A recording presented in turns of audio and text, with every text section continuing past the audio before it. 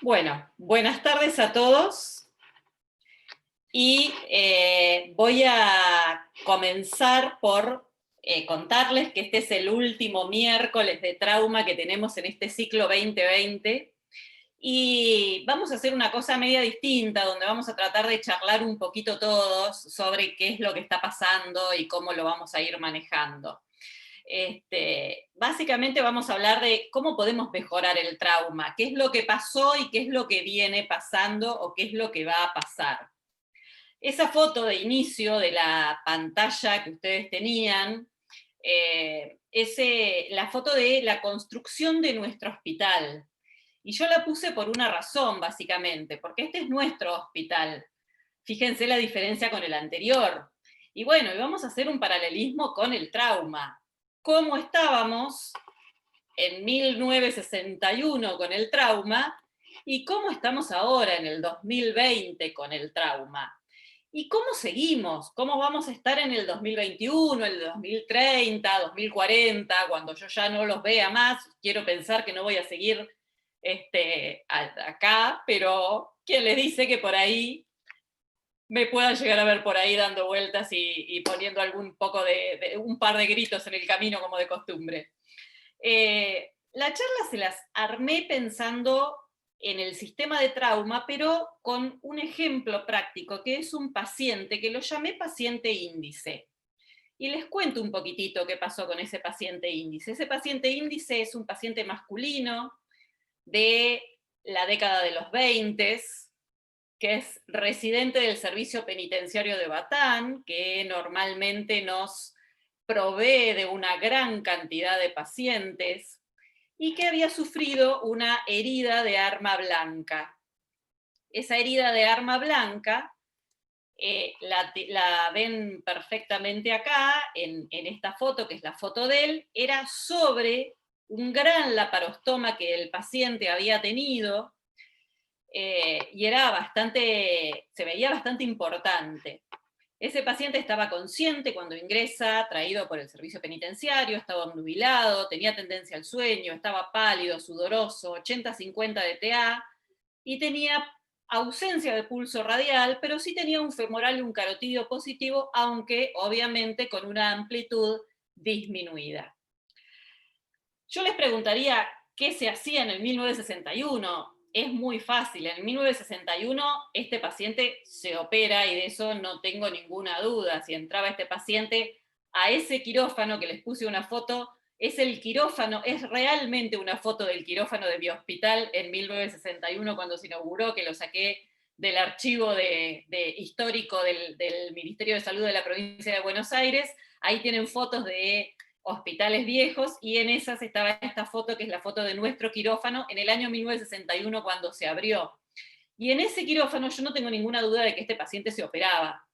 Ahora, ¿qué hacemos en el 2020?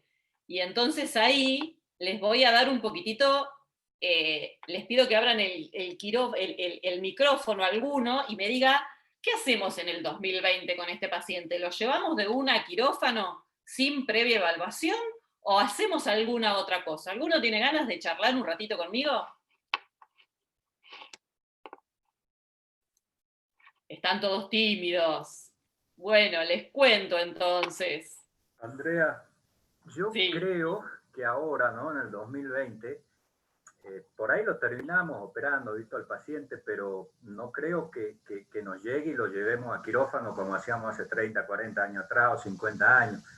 Le haríamos, no sé, dependiendo de lo que dispongamos, una radiografía, un TAC, un EFAS, lo que sea, incluso hasta, qué sé yo, le evaluamos la panza y si no tiene dolor, hasta por ahí lo demoramos, ¿no? Un poco. Pero, por supuesto, yo creo que ha habido un cambio fundamental, ¿no? En 40, 50 años, sobre todo, no sé si en el tratamiento o la técnica por ahí, pero sí en la evaluación y en la manera de prepararlo para una eventual cirugía, ¿no? Más que nada ahí me orientaría yo al cambio o a la diferencia de tratamiento. Bien, Andrea, mira, perfecto. Sí, Andrea, sí, mira, Guillermo. hola, gusto, un saludo a todos. Oye, sí, en los años 60, 70, como dices tú, claro, en esos tiempos uno Me acuerdo que en esos tiempos nosotros teníamos el asunto de que toda herida por arma de fuego era complicada y se operaba al tiro. Llegaba una herida de arma de fuego a bala y se metía a pabellón. Las heridas penetrantes abdominales por cuchillo se observaban para ver si estaban complicadas o no. Bueno, ahora yo creo que la cosa ha ido evolucionando y ha ido evolucionando, por supuesto, que en forma para mejorar la medicina y la calidad de la medicina, y además un poco para que los cirujanos que trabajamos en los servicios de emergencia y en cirugía de urgencia, no hagamos diagnóstico operando como hacíamos antes. Antes le dolía la guata y uno lo operaba, ¿no? A ver qué tenía, ¿verdad? Ahora el ideal es entrar con un paciente sabiendo qué es lo que vamos a hacer y ojalá con una cirugía un poco arreglada. Y para eso uno tiene que tener todos los recursos para hacer un diagnóstico previo y ver cuáles son los órganos que están lesionados, de qué se trata el paciente, si tiene una lesión de víscera hueca, si tiene una lesión de un órgano sólido, si tiene una lesión arterial, qué sé yo, de la aorta. Todo eso se puede hacer ahora con los mecanismos de diagnóstico que tenemos, especialmente la imagenología. Por eso que yo creo que ha cambiado esto de la cirugía de emergencia, cirugía de urgencia, y ahora es muy raro que uno entre a pabellón con un paciente sin antes haberle hecho exámenes y sin saber a qué es lo que uno va. Yo creo Te corto, Andrea, Guillermo. Andrea, Sí, Andrea, sí, Ernesto, sí, ¿cómo están? Eh, mi comentario es que obviamente las cosas han cambiado de 1960 al 2020, pero en realidad yo creo que las cosas cambiaron, por lo menos para nosotros los cirujanos, en 1978, cuando se puso en marcha, o en 80, el ATLS. Ahí creo que cambió un poco el enfoque. Eh, de todas formas, la actitud del cirujano de trauma 1960 ahora o en 1812 cuando estaba la Rey era bastante parecida la actitud, si bien ha cambiado también el enfoque. El tema del concepto de control del daño fue recién, todavía no estaba sedimentado, y recién en la década del 90 tuvo un fundamento bastante sólido. Hace unos pocos días salió en los medios, no sé si lo leyeron, pero bueno, estuvimos hablando con Guillermo Barilaro sobre esta noticia, un reportaje a un ex residente de neurocirugía del Parkland Memorial en Estados Unidos, que era un R1 que recién había empezado en 1963, cuando fue el atentado y el asesinato de Kennedy. Y él justo presenció toda la reanimación de Kennedy en esa época. Es unos comentarios muy interesantes. Si bien, es más, después pasó la pregunta, ¿cómo se enfocaría hoy en día si hubiera pasado eso ahora, el atentado de Kennedy? Y la verdad que hubo muchos cambios.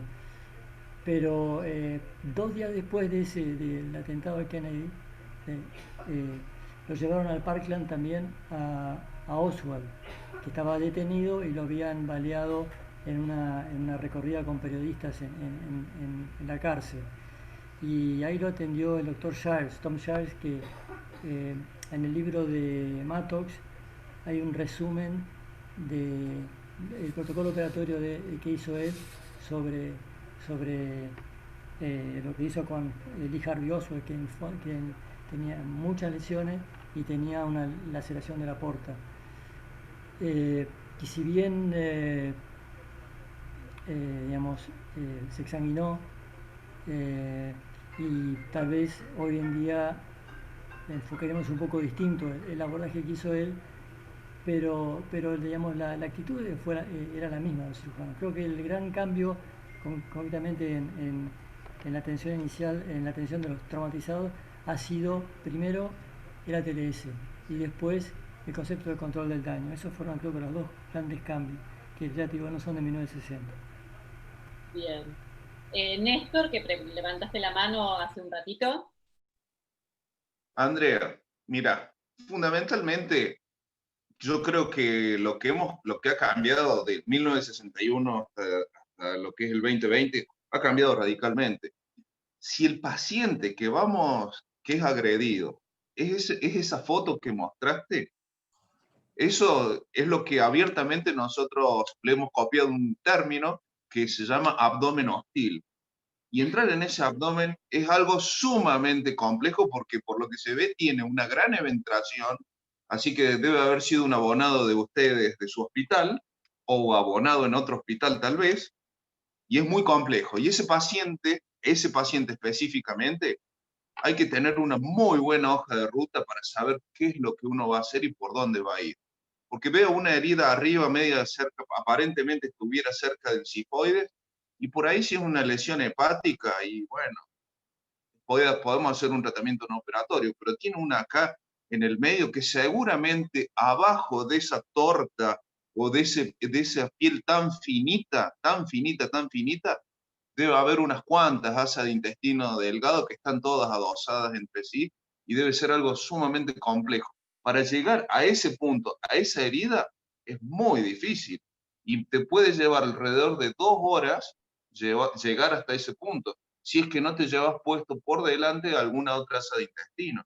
Eso es muy difícil, es muy complejo. En un paciente, en un contexto de un paciente estable, en 1961 tal vez una radiografía de tórax, una radiografía de abdomen como para calmar los nervios y entraban como fuera. Hoy en siglo XXI tenemos que ver cuáles son las mejores opciones terapéuticas que tenemos para ofrecer, pero con esa eventración tan grande y ese abdomen tan hostil, yo prefiero ir a una tomografía. Creo que tenemos algunas cosas como para tener una hoja de ruta un poquito mejor, nada más y nada menos que eso, Andrea.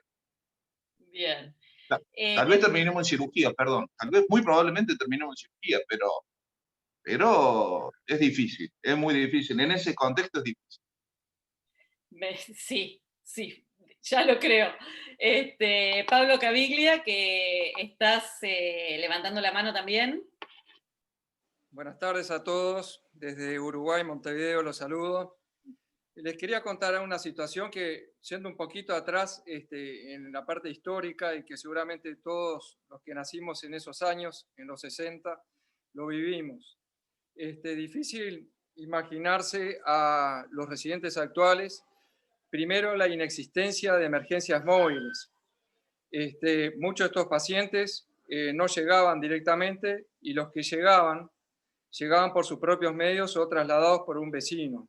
Esa es la situación aquí en Uruguay y creo que seguramente pasaba lo mismo. La emergencia móvil es un hecho relativamente reciente en nuestras latitudes. El otro aspecto es quién recibía a este paciente.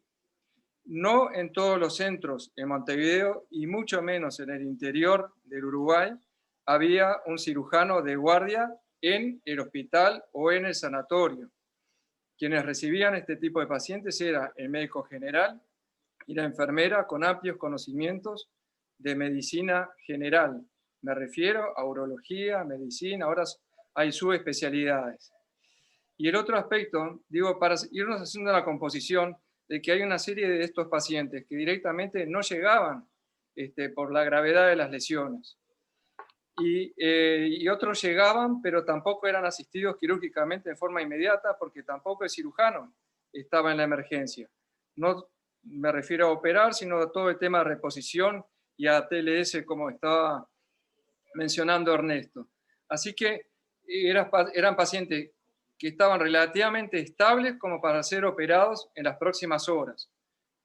Ni que hablar el extremo actual de la toracotomía de reanimación, impensable totalmente. Y después hay otro aspecto, otra transición que yo viví en mi vida, es todo lo que tiene que ver con la reposición, las vías, las drogas anestésicas, e incluso viví, para contarle un poco a la gente joven, lo que es la reutilización de las sondas orotraqueales, las sondas vesicales y las vías venosas realizadas con catéteres rígidos, con agujas metálicas. menciono todo eso porque es difícil imaginarse a la gente joven la situación de recibir un paciente de este tipo. Así que ya ha cambiado muchísimo, y creo que ha cambiado muchísimo todo el manejo de reposición y anestésico. Creo que son los principales cambios. Y después la imagenología, como mencionaron recién. Era eso nomás. Y saludos a todos. Bien. Sí, en este quirófano de 1961 no tengo dudas, como dicen ustedes, se llevaría a quirófano, y tampoco tengo dudas, como dijeron ustedes, y de hecho lo había puesto, en el 2020 las cosas han cambiado. Creo que, como dijo recién Ernesto, un cambio importante fue la aparición del ATLS, que si bien nosotros esas cosas las hacíamos, el ATLS lo que hizo fue normatizarnos, ordenarnos la cabeza a todos y hacer que nosotros trabajemos un poquitito más ordenados, con este A, este B, este C, este D y este E. No me voy a meter en el C, A, B, D, porque si no después el doctor de Gracia se me enoja. Pero sí, realmente esto nos ha normatizado, y realmente yo considero, y ya se los dije la semana pasada, el ABCDE tiene que seguir exactamente con estos mismos códigos, tal cual como está. Y les agregué otra cosa que apareció en el 2020, en realidad un poquito antes, que es el eFast. Entonces, en esta época, a este paciente, ya no en ese quirófano en blanco y negro, sino en el quirófano actual, lo que le hacíamos era esta ecografía, que ahí se las paso. Solo para entender. Andrea, perdón, ahí Fernando estaba levantando la mano, Fernando Machado. Ah, perdón, no lo vi. Sí, Fernando, decime. Pero igual, Andrea, no te voy a interrumpir ahora, seguí, después no va a faltar oportunidad. Bueno, bárbaro. Sí. Ahí. Y detrás del vaso, este tremendo hematoma, choque hipovolémico grado 4, y el riñoncito ahí que aparece. Esto hay que operarlo, Gino. Hay un poquito de cámara gástrica. Bien. Les paso la imagen de nuevo. Basto con Z. Y detrás del vaso, este tremendo hematoma, choque hipovolémico grado 4, y el riñoncito ahí que aparece. Esto hay que operarlo, Gino. Hay un poquito de cámara gástrica. Bien. Bueno, ahí lo escuchaban toda la explicación del doctor Osak, que era quien estaba haciendo la ecografía. Y les tiro otro dato más del paciente. Cuando nosotros comprimíamos en esa piel o tejido cicatrizal que se había hecho después de retirar una malla y había cicatrizado por segunda, esa gran eventración que tenía el paciente, al comprimir, por suerte era muy flaquito, lo que veíamos era que, manteniendo la compresión de la aorta a través de ese lugar, la tensión arterial del paciente subía. Eso era un dato que me lo había guardado, pero que nosotros lo veíamos. Y por lo tanto, les vuelvo a preguntar, bueno, en esta época, ¿qué hacemos con este paciente? En el 1961 lo llevábamos a quirófano, en el 2020, ¿con esto les alcanza para llevarlo a quirófano? ¿O alguien le hace otra cosa más? Y ahora sí, los escucho de nuevo. Fernando, que recién me querías hablar y no te había visto. Bueno, muchas gracias, Andrea. Bueno, muchas gracias por la invitación y muchas gracias por esta presentación, que realmente es muy desafiante, muy interesante, hacer el ejercicio de qué ha cambiado y qué irá por cambiar, ¿verdad? Yo creo que los cambios, muchos de los que señaló Pablo Caviglia, yo comparto plenamente esa visión de Pablo. Él es más viejo que yo, por eso lo tiene más claro también, ¿no?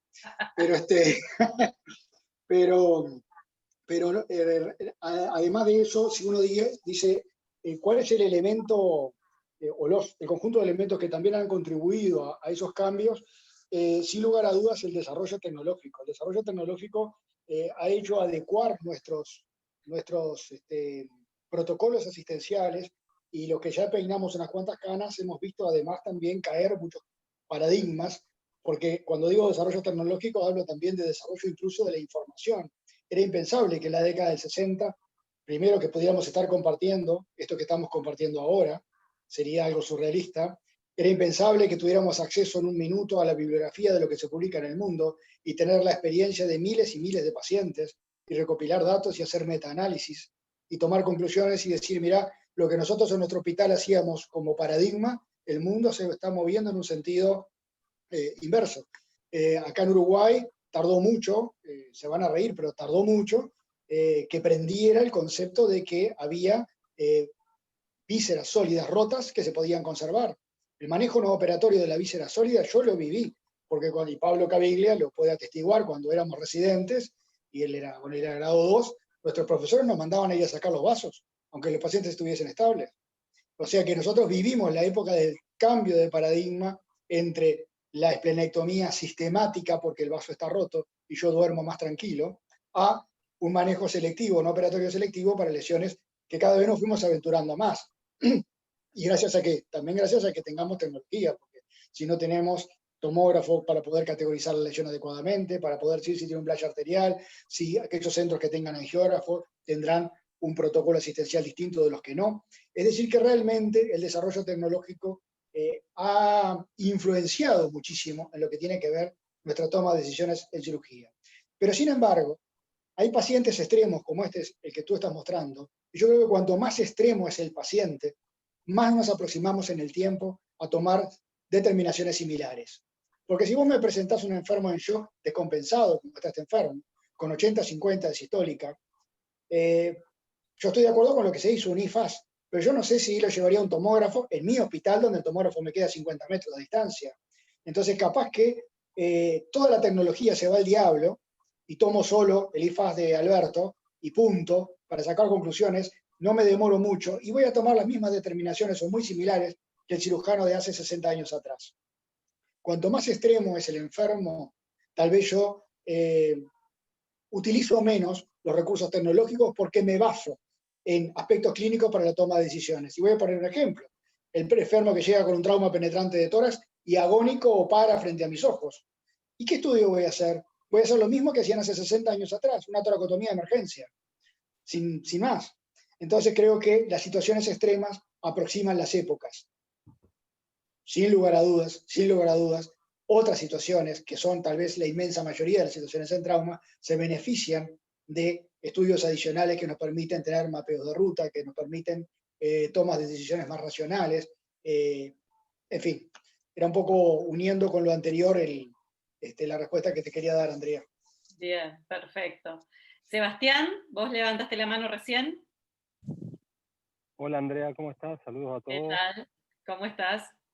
Bien, la verdad que coincido con todo lo que han dicho previamente, está claro todo esto que ha cambiado. Yo voy a sumar una cosita más, sumando sobre todo lo que dijo, o mencionando algo que dijo Fernando recién, que es en los últimos años cómo enseñamos y cómo aprenden la cirugía en este tiempo de menos cirugía. Recordando que hace unos años operábamos todos esos vasos que decía Fernando, todos los pacientes que entraban herida de arma de fuego, herida de arma blanca, y hoy día no es tan así, ¿no? O sea, nosotros por lo menos el 90% o un poquito más de los vasos no se operan. ¿Cómo plantear, ¿no? En el grupo cómo se enseña y cómo enseñamos y cómo se aprende. También eso también ha cambiado bastante en última época, ¿no? Bien, sí, perfecto. Un poco, sí, decime, Juan Discúlpame, Carlos. ¿No? discúlpame, sí. No, excelente como está presentando esto.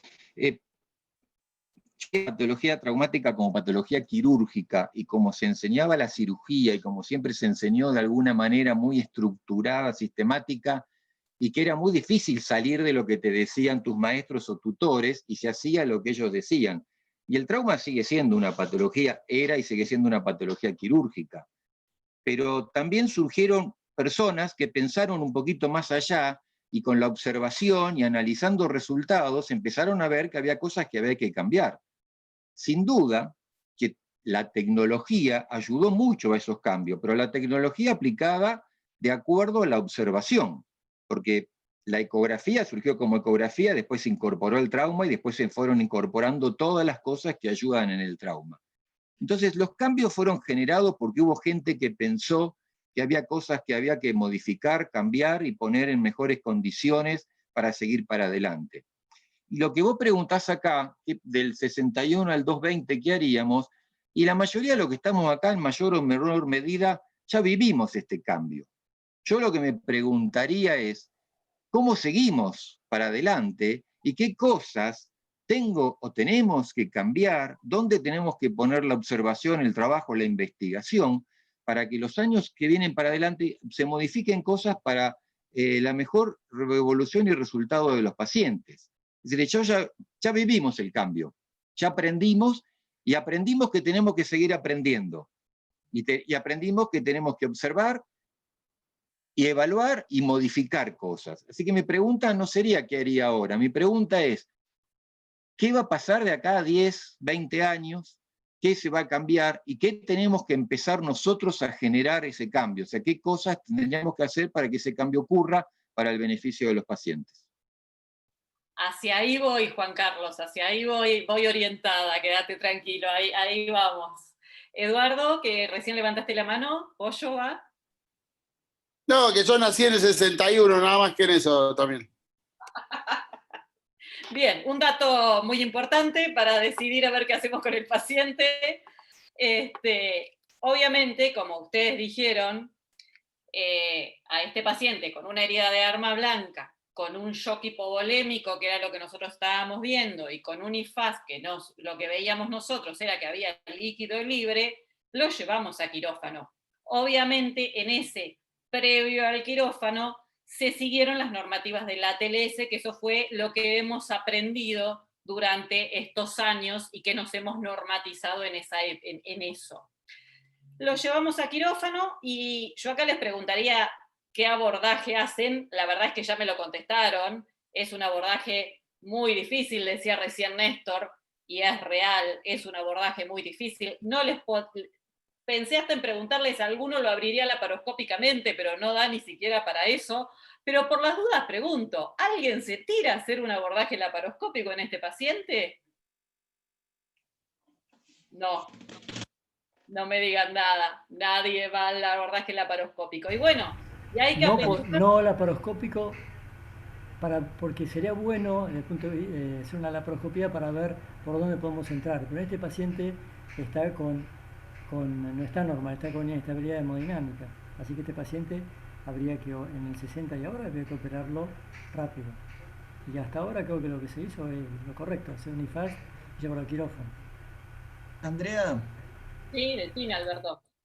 Yo lo que le quería preguntar a los que están escuchando el caso, les quería contar que nosotros dos, con los residentes, discutíamos acerca de cuál era la oportunidad de hacer la intubación orotraqueal, porque perdía el nivel de conciencia, el shock era profundo. Entonces quería preguntarle, en primer lugar, cuál era el momento de intubarlo, y en segundo lugar, una discusión que tuvimos nosotros de si era merecedor, justo no estaba Guillermo, que Guillermo seguro sí hubiera ido por ese camino, si era merecedor de una toracotomía, no para operar un tórax que nosotros entendíamos que estaba sano, sino para comprimir la aorta contra la columna vertebral. En definitiva, la pregunta sería, más allá del abordaje abdominal, ¿qué posición tienen con respecto al timing de la intubación orotraqueal y la indicación de la toracotomía en un tórax sano con una exsanguinación intraabdominal?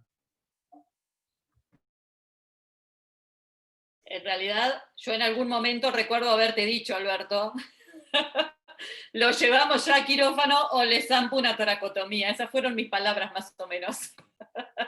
Por algo soy compañera de año de Guillermo de la residencia. Bueno, ¿alguno le quiere contestar a Alberto? ¿Alguno lo intuba en el shock room? ¿Lo llevan directamente a quirófano?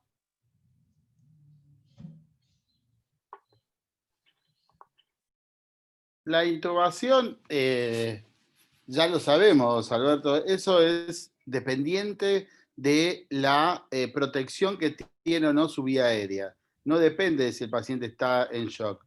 Si la vía aérea está protegida, hay que ver qué grado de shock tiene. Tiene un Glasgow bajo con ese shock, no se recuperó. Entonces, si su vía aérea él no la puede proteger, vos tenés que intubarlo. O que la oxigenación no sea lo suficiente. Pero no está... es eso la indicación de intubación. Es clarísima. Fíjate, Eduardo, que la situación era tan angustiante, tan acuciante, que parecía un paro inminente. Por eso no solo pensábamos intubarlo, sino incluso toracotomizarlo para apretarle la aorta. Después cuando vimos que la aorta se la podía tocar a través del laparostoma, dimos un paso atrás. Pero no lo intubamos. La toracotomía de emergencia para la compresión aórtica en las lesiones infratorácicas es solo en el paciente que está en shock extremo y que es como si fuera el paro, lo mismo, la toracotomía de reanimación, claro, pero por una lesión extrema. Si este paciente no está en ese concepto, no debería estar indicado tan precozmente, a menos que vos tengas todavía no preparado el quirófano y los tenés en el shock room y lo vas viendo, pero si tenés las posibilidades de ir a quirófano, es para llevarlo al quirófano, se intubará en el momento indicado, el mejor que lo puede intubar es el anestesiólogo y se hará todo lo mejor. Y todo eso va en cadena como lo dijeron hasta ahora. Eso es lo que yo pienso. Sí, subimos corriendo, gracias a Dios pudimos enganchar el ascensor, subimos corriendo, entramos con la ropa de guardia al quirófano, justo estaba el quirófano de guardia desocupado, entramos como ven ahí sosteniendo, la verdad que apenas se palpaba el pulso aórtico y le hizo la vía aérea al anestesiólogo, un CELIC, anestesiólogo, vía aérea que le hizo bien y bueno, ahí nos pusimos a operar. Y obviamente la apertura fue dificultosa, como ya se la imaginarán, con una mano comprimiendo del ayudante que estaba acá. Lo que hicimos en realidad fue del otro lado, pero para graficarlas se las dibujé de lo que hicimos fue empezar por un pedacito apenas de tejido sano que había encima y extenderlo todo alrededor de ese tejido cicatrizal. Pensé que iba a ser más dificultosa, si les tengo que ser sincera. La verdad es que muy rápidamente accedimos al abdomen, y cuando accedimos al abdomen nos encontramos con esto.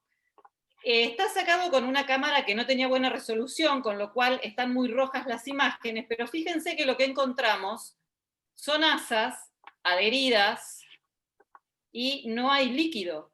No hay líquido libre en ningún lado, en ninguna de las dos fotos.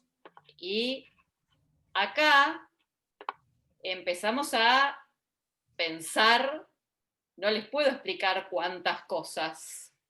Y en ese trágico momento en el que estábamos, así como está esa foto, con los ojos cerrados y tapados con una mano, porque el señor estaba chocado, tenía una herida de arma blanca, y abrimos el abdomen corriendo, y no tenía sangre en el abdomen, aparece un residente.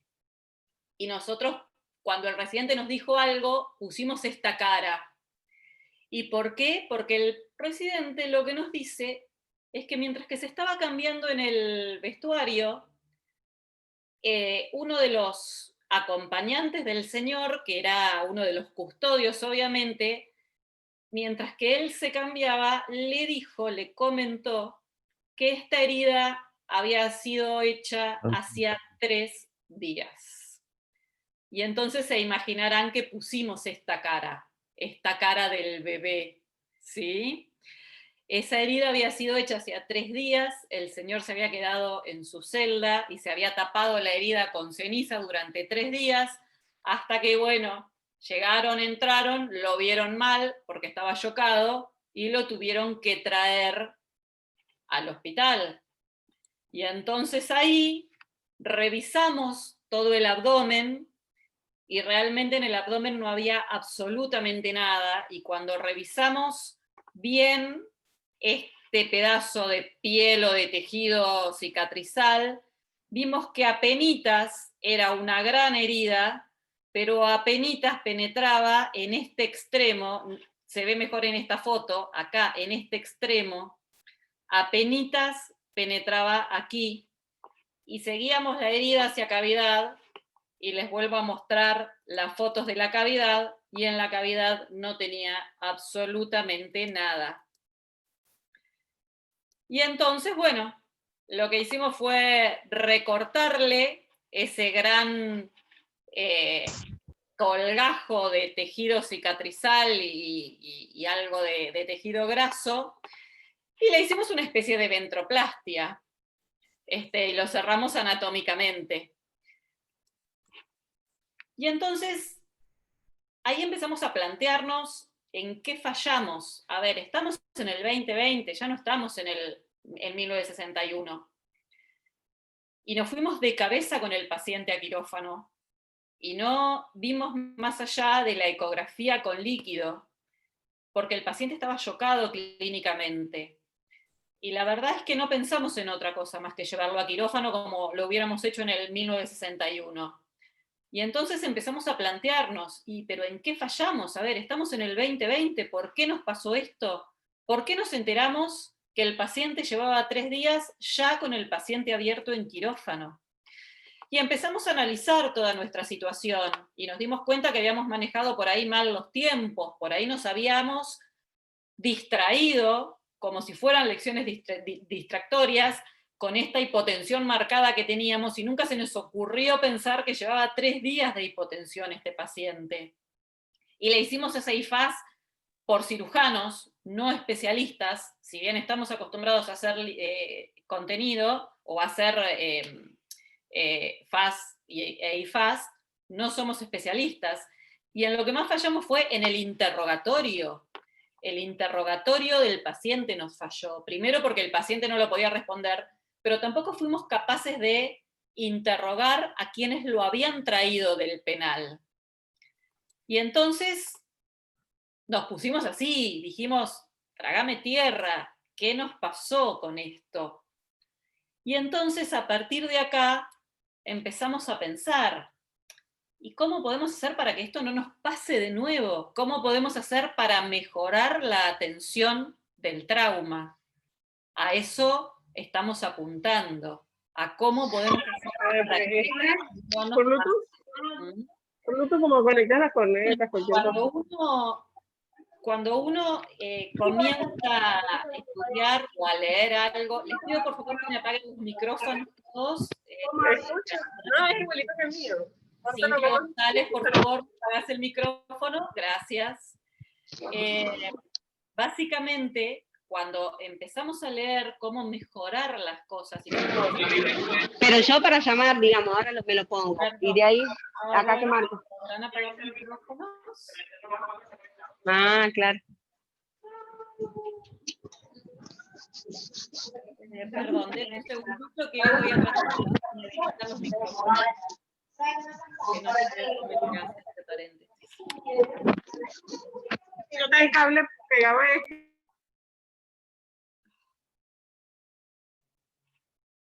Bueno, perdón, no sé de dónde silenciar los micrófonos, pero no importa, retomo, ahí parece que se callaron la boca. Les decía que cuando empezamos a hablar de gestión, básicamente, o cuando empezamos a leer gestión, y cuando pensamos a ver cómo se logra buscar un cambio en algo que queremos cambiar, nos encontramos con una pirámide. Uno normalmente lo que piensa es que los otros son los que están arriba, son los que nos tienen que dar los cambios y que el cambio viene desde la cabeza hacia abajo.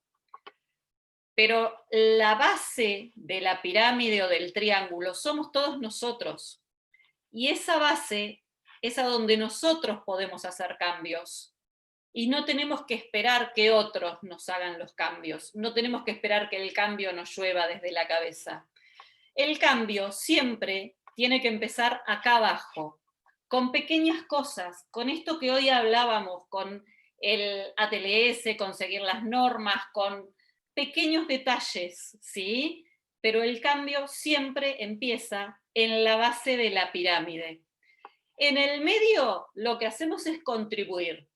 Son cosas las que están en el medio que no las podemos hacer todos nosotros solos, pero que tampoco las pueden hacer los jefes solos. El medio es un trabajo en equipo, pero el cambio más grande siempre comienza por la base de la pirámide, que somos todos nosotros. Y a veces nos cuesta mucho entender esto. Es muy difícil que algo que empieza en la punta de la pirámide pueda cambiar a la base totalmente. Siempre el mayor cambio empieza a la inversa. Eso fue lo que me enseñaron en los estudios, en los cursos de gestión.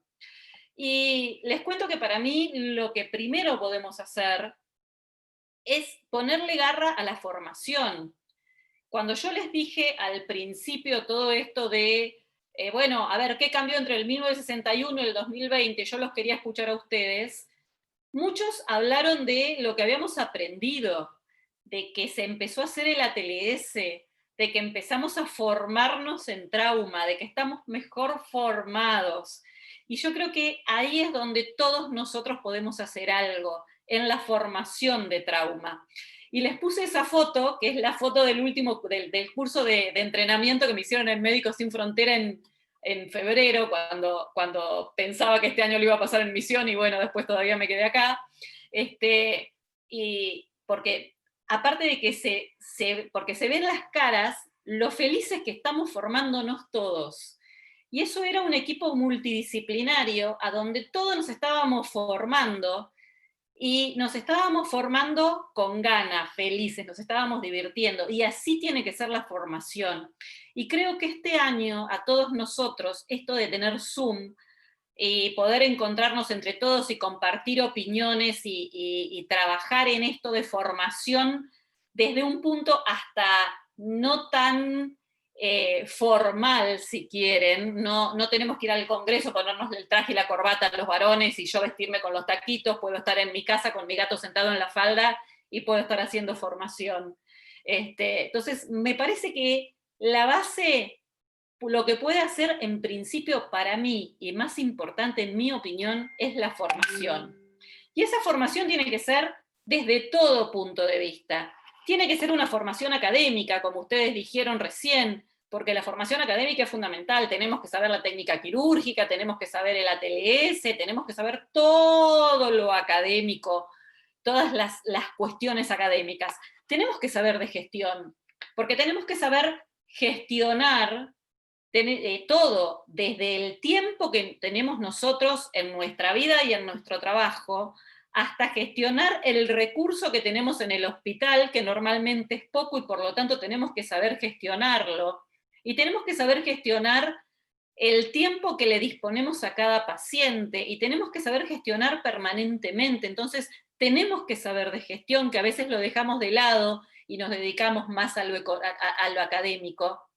Y también tenemos que saber y aprender y formarnos desde lo emocional y desde lo comunicacional, porque hay toda una cuestión no técnica que tenemos que aprender y que tiene que ver con lo emocional y lo comunicacional. No sé si alguien vio la foto que puse acá como muestra de la emocionalidad, que es, no me puedo acordar ahora, mentalmente creo que se llama. Intensamente. Intensamente, gracias, ahí apareció un padre. Es una película hermosa para chicos y para grandes sobre las cuestiones emocionales, y por eso puse esa foto, porque realmente las cuestiones emocionales tienen mucho que ver, tienen que ver la desesperación que nos da el ver que al paciente le pasa algo y que le tenemos que hacer algo sí o sí, nos sentimos en la obligación de hacer algo sí o sí, y lo bien que nos sentimos cuando todo sale bien, y lo mal que nos sentimos cuando todo sale mal, y la vergüenza que sentíamos cuando salíamos de quirófano recién y decíamos, como estaba el gatito tapándose la cabeza, ¿qué hicimos? ¿Por qué lo operamos? Podríamos haber hecho otra cosa. Y también tenemos que saber comunicarnos, porque en este paciente una cosa falló y fue la comunicación. Aparte de una cuestión técnica que fue la ecografía, lo que falló también fue la comunicación. Nunca le preguntamos al guardiacárcel cuánto tiempo llevaba este paciente, y llevaba 3 días. Y si hubiéramos sabido que llevaba 3 días, probablemente le hubiéramos puesto un poco más de fichas a la reposición de volumen y no lo hubiéramos llevado tan rápido a quirófano. Probablemente, no sé por qué no lo hicimos. Pero yo creo que en esto es algo que nosotros, que todos podemos tratar. Y les puse esto porque, bueno, no puedo con mi genio. Las habilidades del cirujano deben tener ojos de águila, corazón de león y manos de mujer. Y lo otro que tenemos que hacer es, cuando nos juntamos todos, como en este Zoom, empezar a hacer una tormenta de ideas y ver, a ver, bueno, ¿cómo vamos a mejorar la atención del trauma? Y para eso estamos reunidos acá, para esa tormenta de ideas. Como recién Juan Carlos, la pregunta sería, ¿qué pasa? No qué pasó en el 61, sino qué va a pasar en el 2030. Entonces, hay que hacer una tormenta de ideas. En mi hospital particularmente, y lo venimos charlando mucho con Guillermo y con Alberto, y lo hemos charlado también con los residentes, lo que pensamos que tenemos que hacer es esto, esta parte a donde está este embudo, digámoslo así, es lo que nosotros podemos hacer, o para lo que nosotros podemos contribuir. Esta sería la base y el medio de la pirámide. En la base de la pirámide estamos todos nosotros, que lo que podemos hacer es comenzar a ver y hacer un seguimiento horizontal como corresponde, a tratar de tener una buena estadística y confiable, a tratar de hacer un poco de control de calidad, pero control de calidad entendido bien, no entendido desde el lado de la crítica, sino lo que estamos haciendo nosotros en todos los Zoom. Y todo eso lo vamos a poder lograr si logramos armar en algún momento un sector de trauma o un servicio de trauma. Y ya para irme un poco más allá, no para el 2030, sino para el 2040 tal vez, lo otro que vamos a poder hacer es hablar con los jefes y ver desde qué forma esos jefes y el Ministerio de Salud y los directores y todas las jefaturas y la punta de la pirámide, con nosotros ayudando, pueden armar una red de trauma, porque no solamente sirve tener un servicio o un sector, sino que eso también tiene que estar acompañado por una red de trauma. Obviamente, para un sector de trauma no solamente hace falta estas 3 cosas, hay 1000 cosas más, no se las puse todas porque realmente es una tormenta de ideas, pero la verdad es que nosotros 3 pensamos que esta sería la forma de mejorar la atención de trauma en nuestro hospital. Y ahora, bueno, ahora los quiero escuchar a ustedes. Ahora voy a abrir los micrófonos y quiero que todos hagamos una tormenta de ideas y contestemos esa pregunta que hizo Juan Carlos. ¿Cómo vamos a mejorar el trauma dentro o para dentro de 10 años aproximadamente? Andrea. Adelante. Si me permitís, excelente, porque es algo, lo que vos transmitiste en esta charla es un pensamiento que creo todos tenemos permanentemente. Yo me formé en un hospital de trauma, me formé en el Hospital de Emergencia de Clemente Álvarez de Rosario. Y para mí el trauma era natural, era lo mío y era lo que se hacía, y era para lo que me estaba formando, aparte de la cirugía programada, de los cánceres y de las vesículas. Pero a mí me llamó mucho la atención, después, cuando terminé la residencia, que había lugares que no atendían trauma. Había hospitales públicos, hospitales privados, sanatorios, clínicas, que no atendían trauma. Y nunca lo pude entender y sigo sin entender cómo puede haber guardias, instituciones que no atienden trauma. Creo que tenemos que atentar a los médicos a que aprendan a manejar trauma. No sé si desde la facultad incluirlo como una especie de materia más, entusiasmos más, quizás fomentar en la formación todas las residencias de distinta especialidad, sea lo que sea, tienen que aprender trauma.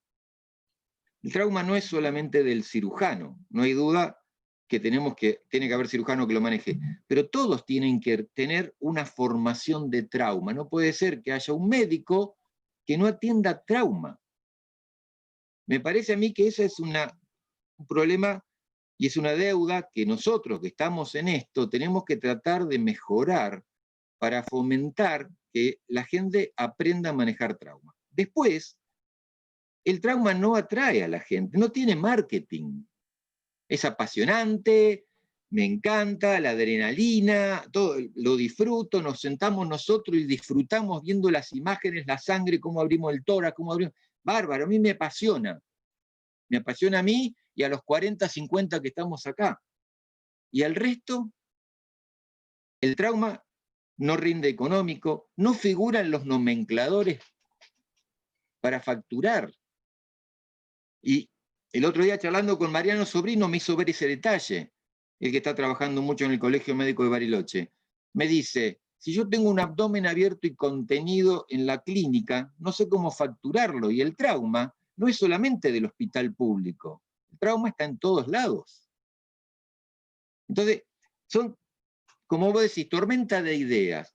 Trabajar lo que vos planteás en tu hospital me parece excelente, y nosotros, el hospital, en la residencia, le tiene una impronta de trauma muy bien marcada, y la verdad que salen capacitados, y nuestra intención es que el residente salga capacitado para poder defenderse en cualquier lugar y ante cualquier patología. ¿Por qué? Porque si vos tenés un cáncer de páncreas, o tenés un cáncer de parótida, un tumor de parótida, te da tiempo para estudiarlo, capacitarte quizás, o pedir ayuda a alguien que con mayor experiencia te va a enseñar a cómo operarlo. Pero si te cae un politraumatizado, no tenés tiempo. Yo por eso creo que todas las residencias tienen que tener en su currícula una rotación o algo, sea adulto, sea pediátrico, cualquiera, ginecología, cualquiera residencia. Porque uno de los problemas que todos a veces chocamos es esto de que nosotros vemos al paciente politraumatizado como un paciente, y viene el especialista y ve su parte y dice, yo me lo llevo a quirófano ahora. ¿Y cómo te lo llevas? No sé. ¿Y la presión? No sé. Yo no manejo trauma. Esa es la respuesta. Vos te formaste para el trauma, ocupate vos. Y yo lo miro y digo, vos sos médico.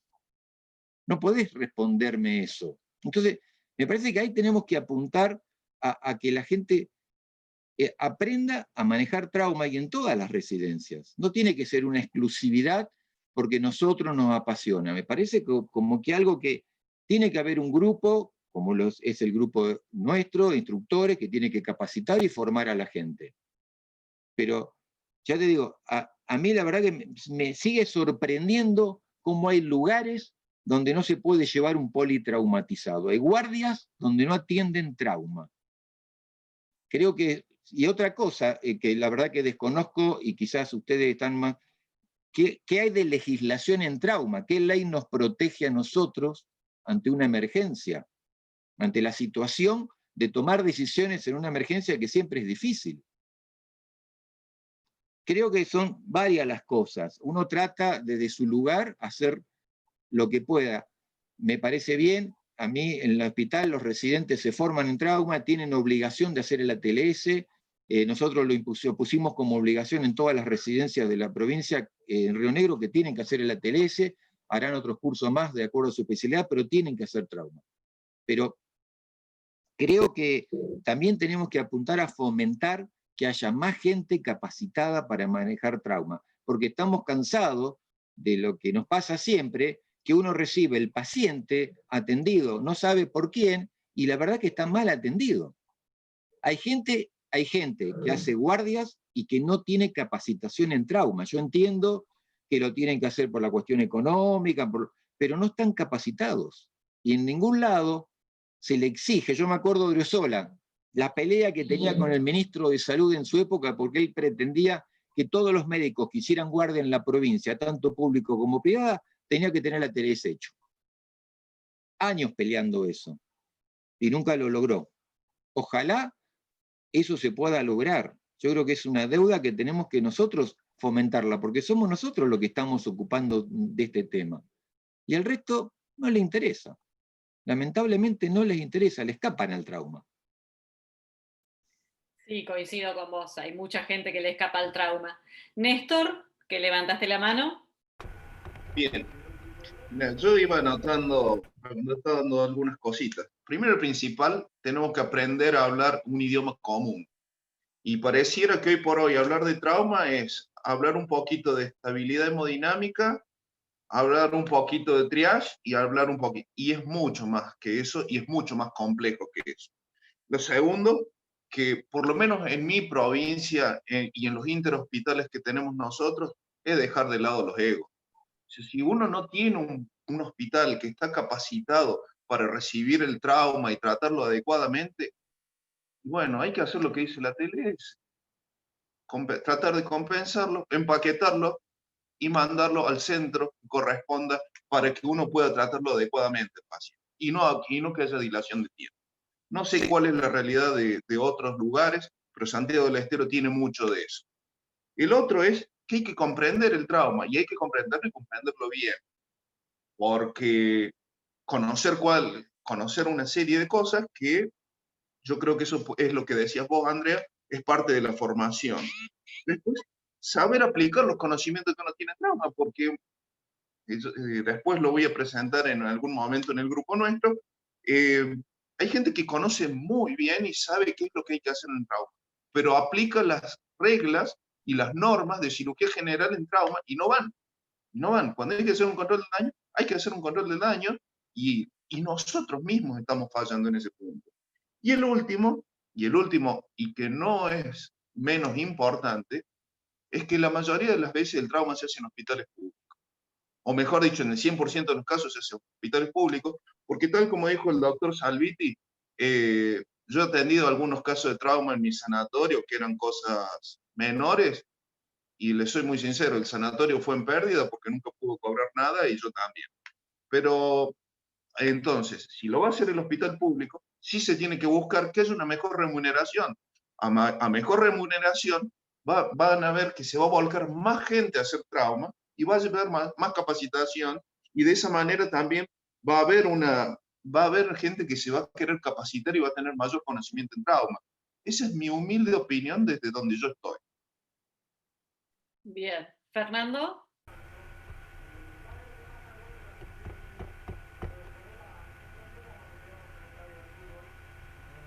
Ahora sí. Bueno, Andrea, felicitarte nuevamente porque realmente nos desafías con esto, y ahora nos desafías más, porque mirar el futuro siempre es difícil. Siempre es difícil porque uno no tiene la bola de cristal y dice, bueno, ¿y hacia dónde debemos avanzar? ¿Qué va a pasar en los próximos, no voy a ser tan pretencioso, no voy a decir 40 años, en los próximos 10 años o 20 años, hacia dónde deberíamos caminar y hacia dónde deberíamos transitar? Yo creo que nos queda mucho por andar en países como los nuestros, con grandes dificultades económicas, en vías de desarrollo, que si miramos lo que se ha hecho en países que tienen otros grados de desarrollo, bueno, podríamos tal vez ahí tener, por lo menos aprender de lo que ellos se equivocaron y no hacerlos, y tomar lo que hicieron bien y tratar de hacerlo. Y yo creo que hay por lo menos dos aspectos que a mí me gustaría jerarquizar. Uno es procurar transitar hacia la organización de sistemas de trauma. Tú ahí lo dijiste justamente, lo pusiste en el último slide. Lo que estás hablando es de un sistema. Estás hablando de un centro de trauma y estás hablando de un sistema de trauma. Creo que, bueno, yo vivo, como ustedes saben, en Uruguay, es un país muy chico, más chico que muchas provincias de Argentina. No llegamos a 4 millones de habitantes, somos 3 millones y pico de habitantes, con una gran centralización a nivel de Montevideo. Dentro de esos 3 millones y pico, más de 1,5 millones están en el área metropolitana de Montevideo. Y uno diría, bueno, no tiene montañas, no tiene selvas, no tiene desiertos, tiene 600 kilómetros de su distancia máxima desde el norte del país al sur. O sea, tiene rutas por todos lados y tiene los componentes, tiene 42 empresas privadas de transporte prehospitalario, es decir, que el sistema prehospitalario existe. Tiene por lo menos un centro público y uno privado en cada una de las capitales de los 19 departamentos, más todo lo que hay en Montevideo, y en todas las capitales hay tomógrafo, en todas las capitales hay centros de terapia intensiva, en muchas de ellas, no en todas, pero hay terapia intensiva para niños, y uno diría, y bueno, tienen los elementos en las estructuras. Sí, van tres ministros que han pasado, con los tres he tenido oportunidad de hablar, para tratar de convencer, y evidentemente soy un burro, no sé vender el lobby, de que qué bueno sería tener un sistema organizado de asistencia a la emergencia y al trauma en particular en el país. Incluso presentamos un proyecto de ley y realmente ese traspaso, y hablaba el doctor el doctor Martín Odriozola, a quien tuve el gusto de conocer, y su lucha con el ministro. Y sí, acá también hemos tenido luchas con los ministros y parece que no sabemos vender el lobby, ¿no? En el buen sentido, ¿no? No podemos hacer entender a quienes tienen la capacidad de decisión de la importancia de un sistema organizado, entre otras cosas que está demostrado que mucho de esa mortalidad evitable desciende, hasta entre un 10 y un 25% de mortalidad evitable. Nada más ni nada menos es el impacto de tener un sistema de trauma organizado. Y en ese contexto del sistema de trauma organizado, por lo menos un centro cada 1,5 millones de habitantes, un centro que, como tú decías, tenga registro, tenga información, tenga control de calidad y tenga... ¿Hacia dónde avanzaríamos en los próximos 10 años luchando por un sistema y por un centro? Si me decís cuál es mi sueño en el hospital, que obviamente no lo voy a ver, no lo voy a ver, lo tengo clarísimo. Pero bueno, yo me gustaría tener una sala híbrida, que eso implicaría, y vuelve al tema enseñanza, una educación distinta de nosotros los cirujanos de trauma, porque deberíamos aprender a manejarnos con la lectura rápida de esa tomografía computada y la toma de decisiones rápidas, el angiógrafo, la angioembolización, la laparotomía, y todo hecho en esa sala híbrida como hacen los japoneses, que es, no cambian de persona, no cambian de equipo, y es el mismo que lo metió en el tomógrafo, le puso los drenajes pleurales, lo angioembolizó, y le hizo una toracotomía, y lo empaquetó y lo metió después en CTI. Y como decía Raúl Coimbra en una charla que mostraba justamente en la sala híbrida de Tokio, esto a ellos les lleva 20 minutos, y en mi centro, que yo creí que estaba en uno de los mejores centros, me lleva 4 horas, y yo pensaba en el mío, me lleva 4 días y un cadáver. Porque claro, las diferencias son sustanciales en lo que tiene que ver con la asistencia del enfermo traumatizado, en el cual los recursos se aproximan al traumatizado, y no el traumatizado anda por el hospital viajando para el tomógrafo, viajando para la sala de operaciones, viajando para el angiógrafo. Entonces, tal vez el camino sería poder trabajar en la construcción de sistemas de trauma, que bueno, capaz que nacionales son complejos, pero bueno, pueden ser regionales, pueden ser metropolitanos, pueden ser provinciales. Para Uruguay creo que se justificaría un sistema nacional sin duda, no lo hemos podido hacer, y en el seno de esos sistemas contemplar centros de trauma por donde los residentes se formaran, indudablemente en centros de alto volumen, con todos los recursos, que no se pudieran tener 20 centros. En un centro de alto volumen con todos los recursos la gente se forma mejor. Porque todos tenemos las cosas protocolizadas, como lo tienen ustedes en el IGA, que están formando maravillosamente a la gente porque tienen protocolos hechos, tienen un trabajo enorme de muchos años. Yo realmente los felicito y me congratulo de tener la suerte de reunirme con ustedes todos los sábados y de ser invitado a estas reuniones, que les agradezco porque realmente es un placer. Pero creo que el camino va por ahí, por la organización de sistemas, por la organización de centros y en el marco de estos, por una educación siempre renovada buscando la excelencia. Gracias, Fernando. Andrea, quería hacer... Verán, Alberto, que tengo manos levantadas desde hace rato. Eduardo.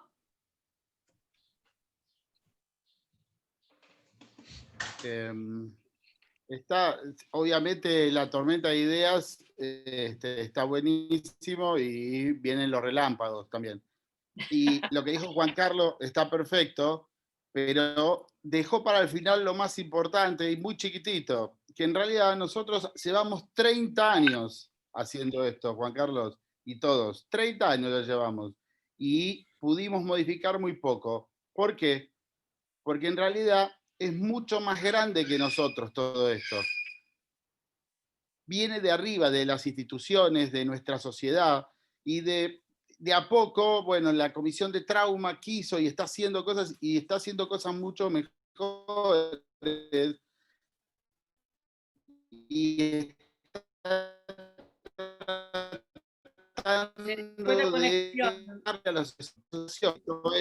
que esto es lo que se necesita, ahí va a estar el problema y nunca lo vamos a poder hacer bien. Por eso en los hospitales hay gente que no está formada, porque desde el comienzo, desde la base, no se pide esta formación. ¿Por qué? Porque está todo mal hecho y diagramado desde ya el principio.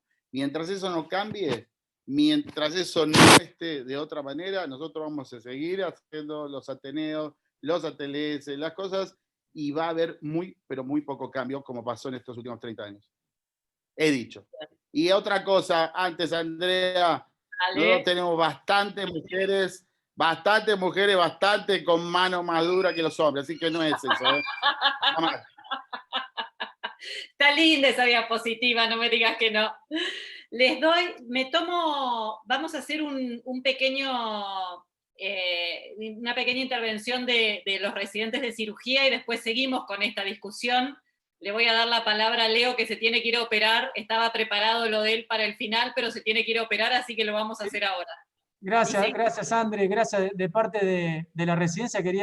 Justo estoy de guardia hoy, estoy acá con los chicos, pero quería mostrarles algo antes de irnos, brevemente, para que vean ustedes también lo que fue esto que compartimos tanto tiempo. Comentarles que tuvimos 29 encuentros junto a ustedes. Estos 29 encuentros que la verdad nos llenaron de conocimiento, la verdad que fuimos creciendo, no solamente nosotros como residencia y como residentes, sino también para todo el resto, de ir aprendiendo de la gente que sabe. En estos miércoles de trauma, seguramente ya lo hicieron, no sé si lo dijeron al principio, pero bueno, sepan que iniciamos el 29 de abril y estamos cerrando hoy esta primera etapa, como hicimos este primer capítulo, hoy 25 de noviembre. En el medio, toda esta gente y mucha más, 43 participantes entre disertantes y comentadores, a todos absolutamente gracias por estar conectados. No está pasando la diapositiva. Ay, la pucha. A ver, vamos de nuevo, perdón, vamos de nuevo. Está como frisada la pantalla. ¿Se frizó la pantalla? Vamos de nuevo. Claro. Vamos de nuevo. Discúlpeme. Esto está acá. A ver, díganme ahora si se llega a ver un ratito, que quiero que vean. A ver si se ve. ¿Ahí se ve?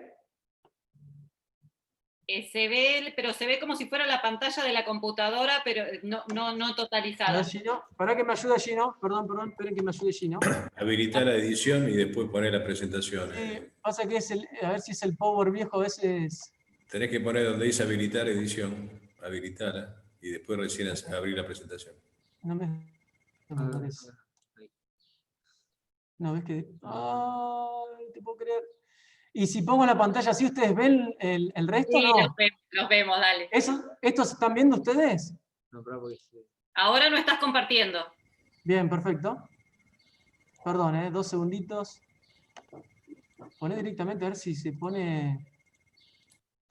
compartiendo... ¿Ahí se ve el fondo de pantalla? Ahí se ve, sí. A ver si puedo... Ahí lo ves. Poné habilitar edición.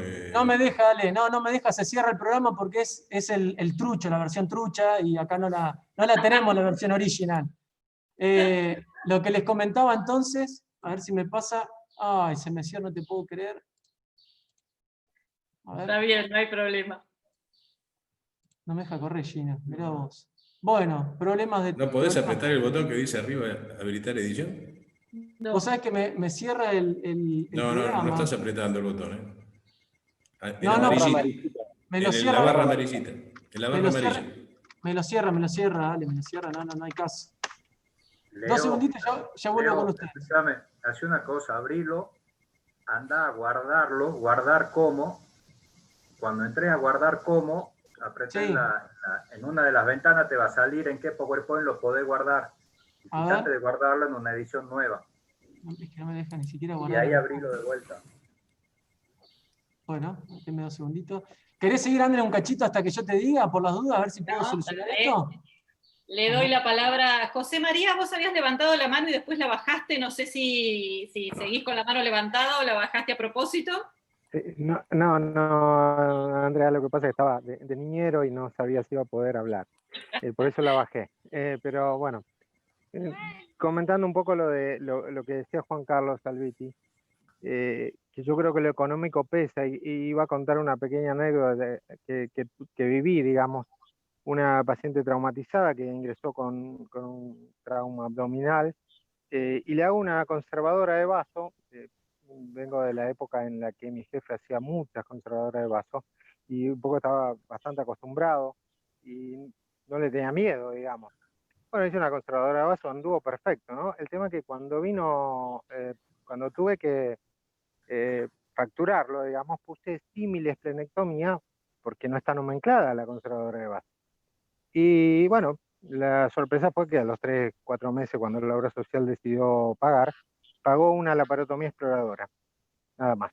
Entonces esto contesta un poco lo que dice Juan Carlos, de que lo económico es lo que más nos pesa.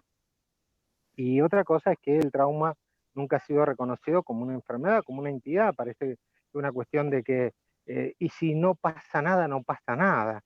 Viene el dengue y en mi ciudad se arma un desfiole descacharrando, salen miles de personas a descacharrar. No digo que esté mal, pero lo que veo es que el trauma, esto de todos los días, esto que no cambia, no hay nada, no se le hace nada, no se toma conciencia, no mejora la atención básicamente. Tanto en lo prehospitalario como que se han logrado cosas, obviamente.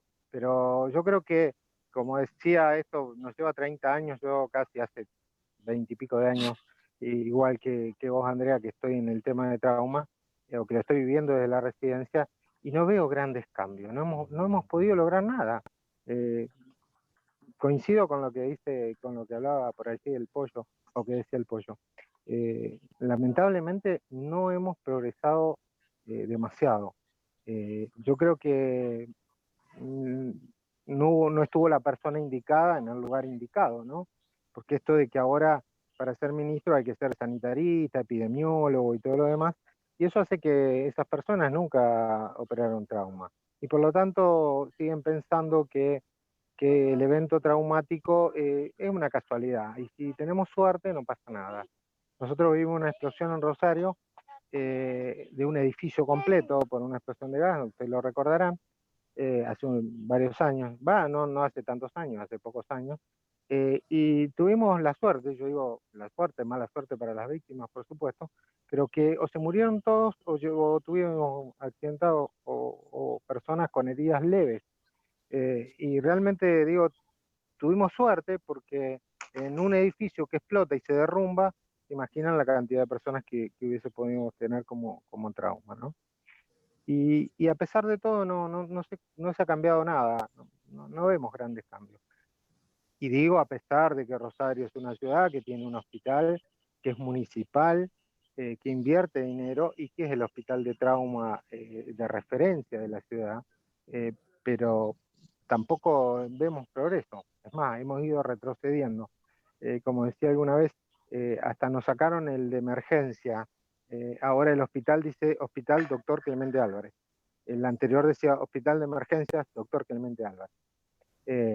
Sigue siendo el ECA y sigue siendo el emblema como hospital de trauma, pero creo que hubiésemos tenido que conseguir más. Es increíble que el trauma no sea reconocido como una enfermedad, se reconoce como una casualidad. Gracias y los felicito por este ciclo que ha sido espectacular. Bien, bueno, le vamos a dar ahora la palabra a Leo y después sigo con Alejandro y Alberto que tenían la mano levantada. Bien, gracias André, gracias, perdón lo previo, estamos con esta versión antigua de PowerPoint, pero no importa, para lo que les comentaba. Lo más importante es, y compartirlo con ustedes de parte de toda la residencia de cirugía general acá del Hospital Dr. Oscar Allende, 29 encuentros junto a ustedes, iniciando, como les había dicho previamente, el 29 de abril, casi en los inicios de esta pandemia, finalizando hoy este primer tramo, este 25 de noviembre, y con todos estos nombres que ustedes ven acá, que no solamente son ellos, sino que hay muchos más que han participado, que han estado presentes, que han contribuido con su experiencia, con sus argumentos, también poniendo su cuota, que han sido 43 entre disertantes y comentaristas, pero como les decía, mucho más fueron los que hicieron posible que esto de los miércoles de trauma, que haya quedado así, lo hayamos disfrutado tanto. No solamente gente de Mar del Plata, de Argentina, sino también mucha gente que ha participado con nosotros de afuera, gente de Chile, gente de Uruguay. También hemos tenido un invitado de Brasil, gente de Paraguay, de Bolivia, también gente de Estados Unidos, como el gran doctor Puyana que ha estado con nosotros, o la doctora Paula Ferrada. Así que a todos ellos, inmensamente gracias que han hecho esto que no pensábamos que iba a trascender tantas fronteras. Para decirle un poquito los números que han tenido, casi 6.000 visualizaciones en YouTube, en nuestra cuenta que tenemos de la Residencia de Cirugía General, con todos los videos que se han subido, casi 1.230 horas de reproducciones, esto más casi de 50 días de gente mirando videitos de ustedes repetidos, viendo todas las cosas de trauma que han hablado y todos los tips que nos han dado. Se han gente que nos sigue, a nosotros nos pone muy contentos, pero más que nada que todos estamos aprendiendo de esto que es tan lindo que es el trauma. En el top 3 de los videos más vistos, en el número 3, esto lo hago para ustedes, para que se rían un poquito y vean la participación, tuvo de tórax cuando estuvo nuestro querido Quique Ferrer, que es acá del Servicio de Cirugía de Tórax del hospital, en el número 3. Número 2 estuvo el top 5 de cirugía del trauma con el doctor Pablo Tolino, y encabezando todos los videos, acá lo estoy viendo en primer plano, acá al costadito, trauma de cuello, ahí con el doctor Alejandro Gracia cuando se dio su conferencia, casi con 600 reproducciones el video y visto por todos lados. O sea que esto fue nuestro top 3 de todos los 29 encuentros que se han realizado de cirugía de los miércoles de trauma. Agradecer siempre a nuestro hospital que nos da la formación, a esta guardia, a nuestros cirujanos, al doctor Guillermo Barilaro, al doctor Oxac, a la doctora Potes, ellos que forman parte de nuestro equipo de cirugía de trauma y que nos forman y que están con nosotros y nosotros aprendemos de ellos y estamos ahí en el frente de batalla en esto que en este hospital y en la ciudad de Mar del Plata lo vemos bastante seguido.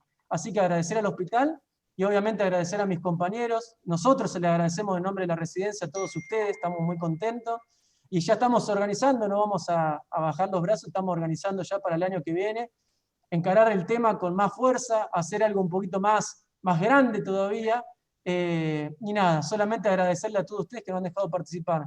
Me voy a apuntar desde el principio en esta última jornada, estoy de guardia acá con mi compañero, con Gino, y estamos con todos los cirujanos del día miércoles, pero bueno, quería tomarme 15 minutitos, 10, para agradecerle a ustedes, para agradecerle a nuestro equipo de trauma, para agradecer al hospital que nos forma, que es lo más importante, y nada más, no les robo más tiempo y gracias por estar con nosotros. Muchas gracias, Leo, por hacernos el resumen de lo que pasó. Y bueno, Leo se tiene que ir a quirófano, así que lo vamos a liberar, pobre que estaba ahí desesperado pidiendo la palabra. Gracias a vos. Chao, hasta luego. Nos vemos dentro de poquito. Y si no, cuando vengan a Mar del Plata, súper invitados a que vengan al hospital, a que estén con nosotros, a comer asado y todo lo demás. Los esperamos acá en Mar del Plata. Gracias. Chao, Leo.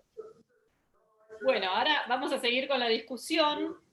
Y le tocó al doctor Alejandro de Gracia, que tiene la manito levantada hace un rato largo. Ale, todo tuyo.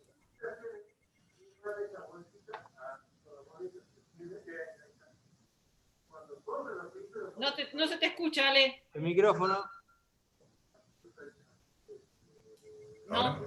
¿Ahora? Ahora.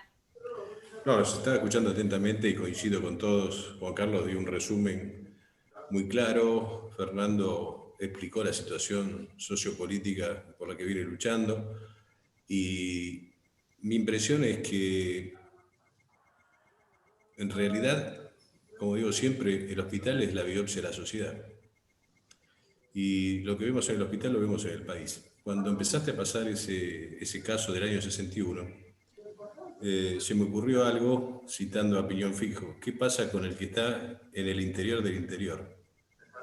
Haría lo mismo que hacían en el año 61. ¿Por qué? Porque por más capacitación que tenga, no tiene recursos. Tardamos, no sé cuántos años en insistir en una formación de cirujano de trauma en la Asociación de Cirugía, que se hizo efectivo este año, pero venimos insistiendo hace no sé cuánto. Eduardo citó que hace 30 años estamos haciendo la TLS, y me vino el recuerdo de mi amigo cuando chocó en la ruta, y lo fui a buscar, y lo encontré en una sala mortecina, con una lucecita, y el médico de guardia estaba comiendo ensalada rusa, que la llamé a Andrea si me podía dar una mano, y ocurrió en una de las rutas más transitadas de Argentina, que teóricamente estaba con una cobertura sanitaria de excelencia. Entonces, me parece que si bien el cambio viene de nosotros, esto sigue siendo la sumatoria de iniciativas personales, y no puede ser así. Creo que necesitamos cambiar algo más que las iniciativas personales. Si bien cambia de nosotros para arriba, creo que un hospital no puede funcionar 4 horas por día como funcionaba en 60. ¿Sí? Y creo que un médico que asume el hecho de ir a una guardia porque necesita el dinero, me parece perfecto, no puede ir si no sabe lo que es atender trauma. ¿Sí? Porque otra de las frases que suelo decir, si no estás preparado para lo que vas a hacer, prepárate para fracasar. Entonces, en resumidas cuentas, creo que lo que se necesita es, en primer lugar, formación, y tiene que empezar desde la etapa de pregrado. Lo segundo es organización, y ustedes lo plantearon, la famosa red. El tema es que las redes, he escuchado un montón de redes, y como decía un amigo mío, la red es una suma de agujeritos, en realidad, todos atados. Depende del tamaño de los agujeritos, mira, la red pasa o no pasa. Entonces tendría que ser una red realmente efectiva, cosa que no tenemos. Y me suena a decir, si querés que no se haga nada, organiza una red, parafraseando ese que decía Si querés no hacer nada, crea una comisión. Bueno, acá es, si querés que no se haga nada, propone hacer una red. Así que en primer lugar, formación, en segundo lugar, organización o regionalización, y en tercer lugar, recursos, porque todavía estamos discutiendo si hay que tener un ecógrafo en una sala de trauma o no. Después discutimos si hay el tomógrafo o no el tomógrafo, pero al día de hoy es inaceptable que uno de los reclamos que vemos recurrentemente que hacen ustedes, y nosotros también lo tenemos, que el tomógrafo esté a una cuadra de la sala de trauma, o el quirófano en el primer piso. Y muchos de los quirófanos que todavía están dando vuelta son muy parecidos a esa foto del 61. No te animo a decir la de la guardia nuestra, pero pegan el palo. Así que ese sería mi resumen de lo que dijiste. Un abrazo y los felicito a todos los de Mar del Plata por lo que han hecho. Gracias. Albert. Sí, yo lo que quería decir es que yo considero que tenemos que empezar a hablar de plata. Y me parece que tenemos un prurito, un problema, algo con la plata. Cuando alguien habla de plata, dice, che, pará, este médico está pidiendo plata. No, es como que es antinatural, que no se puede hacer. Y yo creo que hay que hablar de plata. En el Hospital Regional de Mar del Plata, donde trabajamos y somos compañeros, yo, cuando cobro, me encuentro con 56.000 pesos. Primero me depositan más o menos 51 y a los días me ponen 5 o 6 más que dicen que es un SAMO, un fondo de recuperación. Y en el quirófano se dice, che, este mes el SAMO viene mucho, viene poco. Estos 57.000 pesos de este mes son $360. Entonces yo le digo, che, mira, me voy a dedicar al trauma, yo tengo que admitir que voy a vivir con $360 por mes. Y si tengo mucha suerte y consigo otro hospital público, que son los únicos sectores que se hace trauma, ganaré $600 por mes. Entonces a mí me parece que no entiendo o me cuesta ver, pero yo veo que desde que soy médico, hace 20 años, no se habla de plata. No hablamos de plata. Entonces yo no creo que hay que apostar ni a la formación en pregrado, ni a la organización. Yo creo que lo que más impacto va a tener en la sobrevida de los pacientes traumatizados es que los actores que trabajamos en trauma hablemos de plata, sin miedo. Es como si yo llego a mi casa y veo a mi esposa besando al profesor de tenis. Y le digo, che, ¿por qué no nos sentamos y nos fijamos qué vamos a comer hoy a la noche? ¡No! No nos fijemos qué vamos a comer hoy a la noche. Fijémonos qué está pasando en nuestra pareja. Entonces acá me parece que hay un elefante que lo tenemos enfrente, que es que ¿cómo hago yo para que este muchacho, Leo Kirchner, que se fue a operar, que es un diamante en bruto, cómo lo convenzo a Leo de que agarre una senda de austeridad y que condene a él y a su familia, que se va a casar dentro de poco, a ganar $300 por mes? Entonces él me va a decir, no, espera, Alberto, yo tengo que hacer otra cosa. Ahí cagaste. Cuando haces otra cosa, cagaste, porque no haces, disculpen el término, porque no haces solo trauma, haces trauma ahí, qué sé yo, procto, trauma ahí, prehospitalario, trauma ahí, ayudás a un cirujano, trauma ahí, entonces ahí empezás a diluir el recurso y la calidad de la atención del traumatizado baja. Me pregunto yo, creo que somos parte del problema, las sociedades, los titulares, las personas que estamos dentro del trauma, somos parte del problema porque no hablamos de plata. Cierro con esto. El primer contagio aquí en Miramar de COVID era una enfermera. La enfermera se contagió en Mar del Plata, en Mar del Plata. ¿Sabés qué decía la gente? ¿Qué enfermera, hija de una gran 7, codiciosa, busca otro trabajo? ¡Codiciosa! Codiciosa, 18.000 pesos por mes, no podía ni pagar el alquiler. Entonces a mí me parece que hasta tanto nosotros no hagamos valer nuestras horas sin dormir, nuestras ausencias en la familia. Guillermo, decilo vos, Andrea, decilo vos, donde nosotros trabajamos en un shock room, 2 veces se disparó un tiro. No es que se pinchó un globo, 2 veces se disparó un tiro donde nosotros trabajamos, Juan Carlos. Uno pegó en un teclado y otro pegó en el techo. Entonces vos decís, che, mire, Leo, venga a trabajar acá y va a ser trauma. Sí, como no, dice Kirchner. Bueno, 56.000 pesos. Bueno, sí, perfecto. Yo amo el trauma, es mi vocación. Bueno, perfecto. Esto es violento, ¿eh?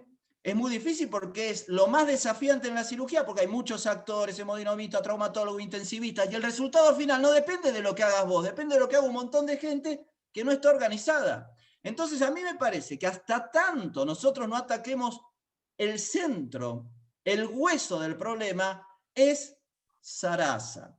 Si nosotros estamos discutiendo en una jornada de trauma, si hago una diverticulización del esófago por atrás de la oreja, o si lo coso con polipropileno, y me parece que corremos el foco y nos transformamos en parte del problema. Y cierro. La calidad de atención en trauma en la Argentina y en cualquier lugar del mundo, la variable que yo entiendo que más impacto va a tener en mejorar esa calidad es hablar de plata. Si yo a Andrea, a vos te digo, Andrea, a Guille o a cualquiera, che, acá hay 300.000 mangos y hago un concurso, pero vos tenés a los mejores y no te extrañe que venga de gracia a concursarte o que venga otro y te digan, yo también lo quiero, o se retroalimente y se salga de la endogamia en la que estamos y aparezca gente nueva. El concurso y la plata. ¿Dónde se operarían ustedes, muchachos? ¿Dónde se operarían si tienen un problema de salud? ¿Dónde tratan a su familia? ¿Acá en Miramar? ¿Dónde se Hospital italiano, hospital alemán, hospital británico. ¿Esa gente qué hace con los médicos? ¿Le paga 57.000 pesos? Entonces a mí me parece que hasta tanto no transparentemos, no sinceremos el tema económico. Che, Alberto está hablando de plata. No, che, pará, hablan de plata. ¿Qué dice? ¿Plata? ¿Cuántas veces nos invitan? Che, ¿podés venir? Yo le decía a un compañero, che, ¿podés venir a dar? Sí, mirá, yo puedo, pero necesito el viático. Me da vergüenza hasta pedirlo. Che, hay que hacer los programas, hay que hablar con los alumnos, hay que hacer un montón de cosas. Y nosotros no cobramos. ¿Cuántas veces viene el WhatsApp y dice, doctor, todavía estoy con el dolor, la pomada, ¿cuánto la tengo que usar? Y vos dejás de estar con tus hijos y contestás. Conseguí eso de otra persona.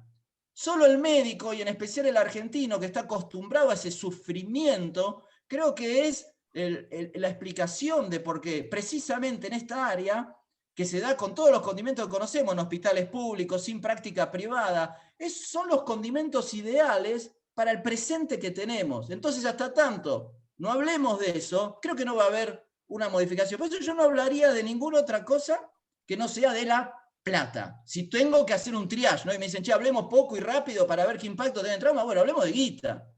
Porque ahí vamos a encontrar, algo dijo Salviti, algo dijeron los otros muchachos, pero ahí vamos a encontrar mucha explicación.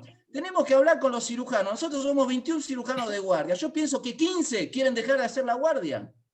¿Por qué querés dejar de hacer la guardia? Entonces a mí me parece que es un problema como que siempre le esquivamos el bulto, miramos para otro lado.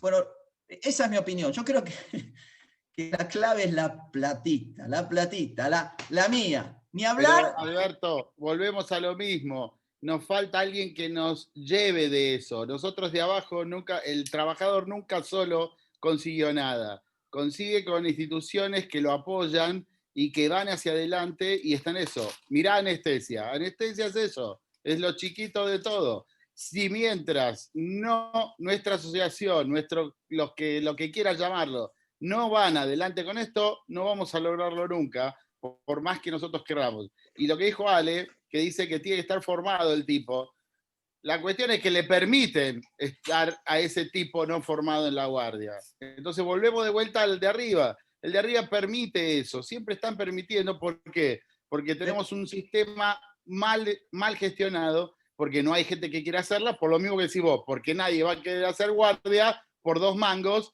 en un sistema totalmente alterado. Y ahí está el problema, siempre volvemos a lo mismo, y es una rueda.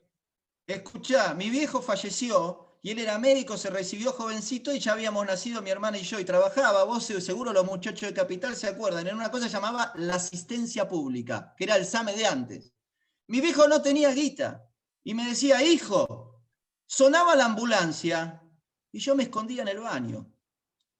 Sonaba la sirena y me escondía en el baño. Entonces, ¿cómo no voy a entender a un tipo que tiene que parar la olla y que se mete a hacer guardia y le pide a Dios que no le llegue o una emergencia traumática o no traumática, mientras trata de estudiar? Cursos que son carísimos. ¿Cuánto va a salir en la Telesia ahora, Ale? Entonces, lo que hablamos es de plata. Y esto lo dijo Locatelli. Vos sabés que Locatelli me lo dijo una vez, Horacio, que nosotros, al hablar en voz alta todos estos problemas, los chicos que venían atrás ya no quieren hacer esto.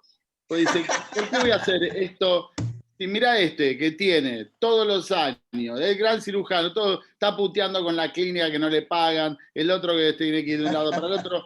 Yo no quiero esto, así que no voy a hacer cirugía de trauma, voy a hacer cirugía plástica, voy a hacer gestión, voy a hacer auditoría, y muchos se van de eso. Y pasa porque nosotros hablamos también mucho tiempo en voz alta de lo mal que lo estamos pasando. Le voy a dar la palabra a Sebastián, que está pidiendo la palabra hace un ratito, y después a Eduardo Donnelly, sí. Bueno, está bien, no hay apuro, no te preocupes. La verdad que tenemos que partir de la premisa que la salud pública no le interesa, o sea, al gobierno no le interesa gastar en lo que no tiene cómo recuperarlo. La salud pública es costo y no genera votos, tenemos que tenerlo en cuenta. Y nosotros hacemos trauma porque nos gusta y buscamos alguna otra cosa para poder mantenernos o para lograr lo que queremos.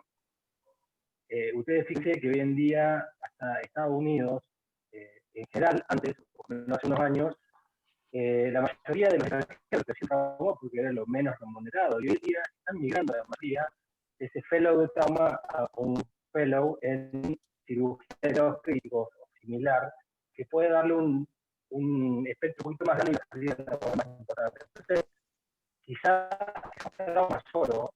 Tenés un problema en el sonido, Sebastián, que te entrecortás.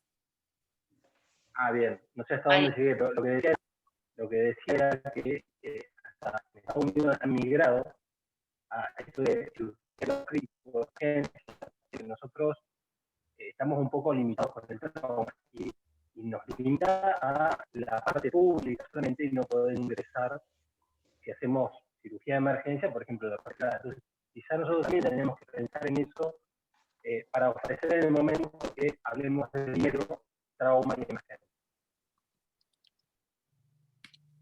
Bien. Le voy a dar la palabra a Daniel Sánchez, que me pidió pasar un par de diapos para apoyar lo que dice Alberto. Así que, a ver, Dani. Gracias, Andrea.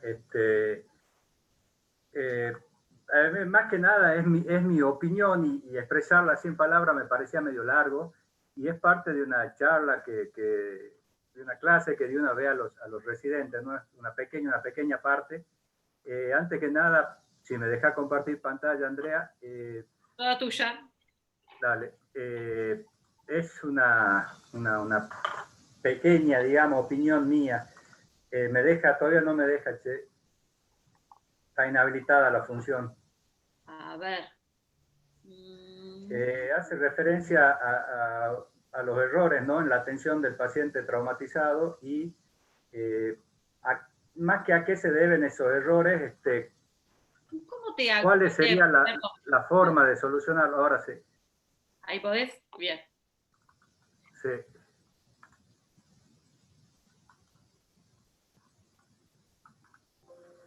Lo adecué un poquito, ¿no? a lo de hoy. La mortalidad en trauma básicamente depende de estas 4 cositas: si el paciente está grave, el tiempo transcurrido, la patología que tiene el paciente, por supuesto la calidad de atención, pero básicamente los recursos con que nosotros contamos. Y estas diapositivas ya más que nada son opiniones personales mías. Y yo creo que lo fundamental son los recursos, ¿no? Está bien, todo esto hace a que el paciente muera o cometamos errores en la atención, pero básicamente el recurso es lo fundamental, y dentro de los recursos no solo la parte de aparatología, sino también la parte médica. ¿Por qué podemos tener errores en el tratamiento de un paciente con trauma? Por todo esto que dice acá, el retraso en el tratamiento, un diagnóstico inexacto, que el paciente haya sido derivado a un hospital incorrecto, que no tengamos medios fundamentalmente, la incapacidad o la mala preparación que tengamos en trauma, una mala gestión de lo que son los recursos hospitalarios, algo lo dijo Andrea también, que no trabajemos en equipo, que hagamos un mal triage. Pues todo esto, esta fila de acá a la izquierda más que nada hace referencia a la parte técnica, ¿no? de la atención del traumatizado, pero yo creo que esta parte técnica de cómo viene el paciente, del tiempo en que demoramos en atenderlo, de las comorbilidades que tenía, o de la calidad de atención, solo es el 70% de que hagamos una mala gestión o una mala atención en trauma. Yo creo que el 70% depende de los recursos que nosotros dispongamos. Y dentro de los recursos nos incluimos nosotros como médicos, como recurso humano. Si nosotros no tenemos un buen recurso humano, por más que nosotros hagamos todo esto bien, que el paciente llegue a tiempo, que no tenga comorbilidades, que la calidad de atención sea excelente, pero si no contamos con esto, si nuestros hospitales no están equipados, la atención me parece a mí que va a ser mala o va a ser deleteria, ¿no? ¿Y cómo mejoramos esto? Como dijo Alberto, con plata. Si nosotros no tenemos plata, no tenemos un buen soporte tecnológico, no tenemos buenos hospitales y sobre todo no tenemos capacitación y formación humana. Yo creo que es fundamental para que esto funcione que nosotros tengamos una buena remuneración. Con una buena remuneración y un aporte en políticas de salud sobre la parte edilicia y sobre la parte tecnológica, yo creo que todo esto puede llegar a mejorar, pero sin plata, para mí, por más que nosotros nos capacitemos, los formemos, hagamos 100.000 residencias, no va a haber mejoría en la calidad de atención. Y este es el presupuesto 2021, les cuento, yo no tengo ninguna orientación política, pero el presupuesto de este año son de 8 billones, para el año 2021 son de 8 billones de pesos. Miren lo que está destinado en salud, solo 199.000 millones, ¿sí? Y hay 270.000 millones para políticas de inclusión social, 187.000 millones para innovaciones, 483.000 millones para educación, muy bueno, pero 200.000 millones solo para salud. Y acá incluye desde mejoramiento de hospitales, mejora en la remuneración de los médicos, mejora en la capacitación, mejora en la aparatología. Y tenemos 1.2 billones de este presupuesto para tratar temas de igualdad de género, de cambios culturales, tratamientos hormonales y prestaciones provisionales. Yo creo que si no hay un cambio en políticas de salud y un aumento de la remuneración o un aumento del destino del presupuesto en salud, nosotros creo que no podemos hacer absolutamente nada. Esta es una chiquita wichi de acá de Salta. Estas son las situaciones en las que se atiende acá en el norte argentino. Gracias. Era eso, nada más me quería, digamos, expresarle lo que yo opinaba sobre lo que era, ¿no?, la atención del trauma. Bien. Ernesto Donnelly, que también había pedido la palabra. Sí, gracias, Andrea. No, la verdad que excelente Zoom, excelentes todos los comentarios y los aportes. Simplemente quería agregar un poco mi visión. Yo creo que el trauma existió siempre y va a seguir existiendo dentro de 20 y mucho más años. Va a haber seguramente mucho más adelantos en la medicina y en la tecnología, pero el trauma va a seguir siempre. Acá y en algunos otros planetas también. Y creo que fue Néstor, si no me equivoco, que preguntó cuál era, porque está todo bárbaro de hacer el planteo, me parece excelente el planteo de la remuneración, plantearlo desde el punto de vista en el eje político, pero mientras tanto el tipo que atiende trauma, ¿cuál es nuestra defensa ante todo esto? Y creo que la única defensa que tenemos, aparte de pensar en nuestros dirigentes y demás que hagan el planteo correspondiente en las cámaras, es lo que hacemos cada uno de nosotros, que es lo que hablabas vos también, Andrea, que mucho tiene que ver la base, y es la defensa es la justa causa, o sea, hacer lo mejor, lo más correcto posible y tener los argumentos para atenderlo ante un tribunal. Esa creo que es nuestra única y contundente defensa. Muchas gracias. Bueno, le voy a dar la palabra a Néstor, que levantó la mano, y después vamos a ir cerrando en honor a que ya estamos casi cerca de las 8 de la noche. Néstor. Gracias, Andrea. Mira, no sabes que, bueno, vos viste que uno de los tópicos que puse al último fue la mejor remuneración, que fue lo que Alberto lo explotó al máximo. Pero también hay una cosa que está en nosotros mismos, y que es que nadie valora lo que nosotros invertimos como cirujanos de urgencia y emergencia. Se valora el cirujano plástico, se valora al HPV, se valoran a todos, pero lo que hace el cirujano de urgencia y emergencia pareciera que no es valorado. Y lo otro es que siempre quedamos pegados al al mote de que somos cirujanos de guardia. Con lo cual, somos medio que despreciados porque somos cirujanos de guardia, que hacemos lo que nadie quiere hacer. Y me parece que eso está pésimo. Y que creo que eso es lo que nosotros tenemos que revalorizar. Yo te cuento cuál es la realidad en mi hospital, que yo tengo un servicio en el cual trabajo, tenemos 15 camas nuestras, y nosotros resolvemos toda la urgencia y emergencia de la provincia. Lo que se genera en nuestro hospital, lo que se genera en otros hospitales, y lo que se genera inclusive en la práctica privada. Entonces, eso pareciera que no tiene valor, y eso es por ahí lo que hace que a mí, como nos gusta decir en Santiago, se nos salga la cadena. Se nos suelta la cadena y salimos como leones a defender una serie de cosas que sí nos molesta de sobremanera. Y eso es lo otro que molesta, que resolvemos una serie de situaciones y que somos vistos como que somos cirujanos de segunda porque somos cirujanos de guardia. Y lo otro,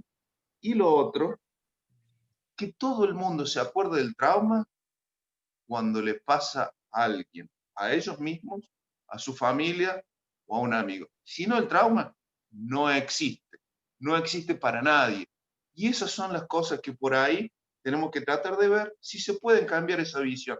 Obviamente que la remuneración es sumamente importante, porque lo que decía Alberto, por 56, 53 mil pesos, en el caso mío yo cobro mucho menos, también hay que verlo, pero en la medida en que nosotros no podamos hacer cambiar de cómo nos tenemos que ver, vamos a seguir siendo mal remunerados. Y obviamente, mientras menos remunerados seamos, menos atractivo es que vengan los más jóvenes a hacer lo que hacemos nosotros, que bueno, nos gusta y nos apasiona. Nada más, Andrea. Gracias. Yo estoy de acuerdo con todo lo que ustedes dijeron, y me parece que también, coincidiendo un poco con lo que vos decís, Néstor, y con lo que dice Alberto, todos los que estamos en trabajo de emergencias y guardia, cirujanos, médicos, de clínicos, cualquiera que haga guardia, está subvalorado. Realmente todos los que estamos haciendo guardia estamos subvalorados. Y yo creo que hasta en algún punto es tan poca la valoración que nos dan los demás, desde nuestros pares hasta nuestros jefes, el ministro, el presidente o a donde ustedes quieran llegar para arriba, que llega un momento en hasta que a nosotros mismos nos creemos que no somos tan valiosos y que por eso por ahí no peleamos como corresponde por nuestros derechos. Yo creo que en parte nos la tenemos que creer un poco más. Suena raro que todo el mundo piensa que los cirujanos tenemos un ego por allá arriba, pero la realidad es que yo creo que los cirujanos de guardia nos la tenemos que creer un poco más. Lo que hacemos es una especialidad, la guardia, el trauma y la emergencia es una especialidad, tal vez no en Argentina, pero en las otras partes del mundo lo es.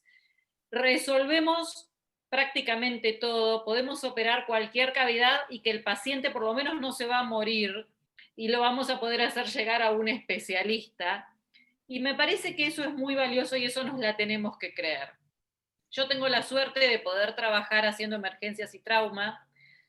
En algún momento me agarró así la loca y dije, voy a dejar de trabajar en privado y me voy a dedicar a la medicina pública, porque me gusta la medicina pública. Y yo lo puedo hacer porque acepto que por un lado soy cirujana y que es lo que me apasiona y trabajo en la guardia, como cirujana de guardia, y por otro lado, con mi título de emergentóloga, puedo trabajar arriba de una ambulancia y estar capacitada arriba de una ambulancia. Y la verdad es que me da más de comer la ambulancia que el hospital haciéndose cirugía, si les soy sincera, y la paso mucho más fácil en la ambulancia. Pero yo lo puedo hacer a eso pura y exclusivamente porque yo soy soltera, no tengo hijos, no tengo una familia que mantener, porque si yo tuviera que mantener una familia, la verdad, con esos 2 sueldos unidos, no podría hacerlo.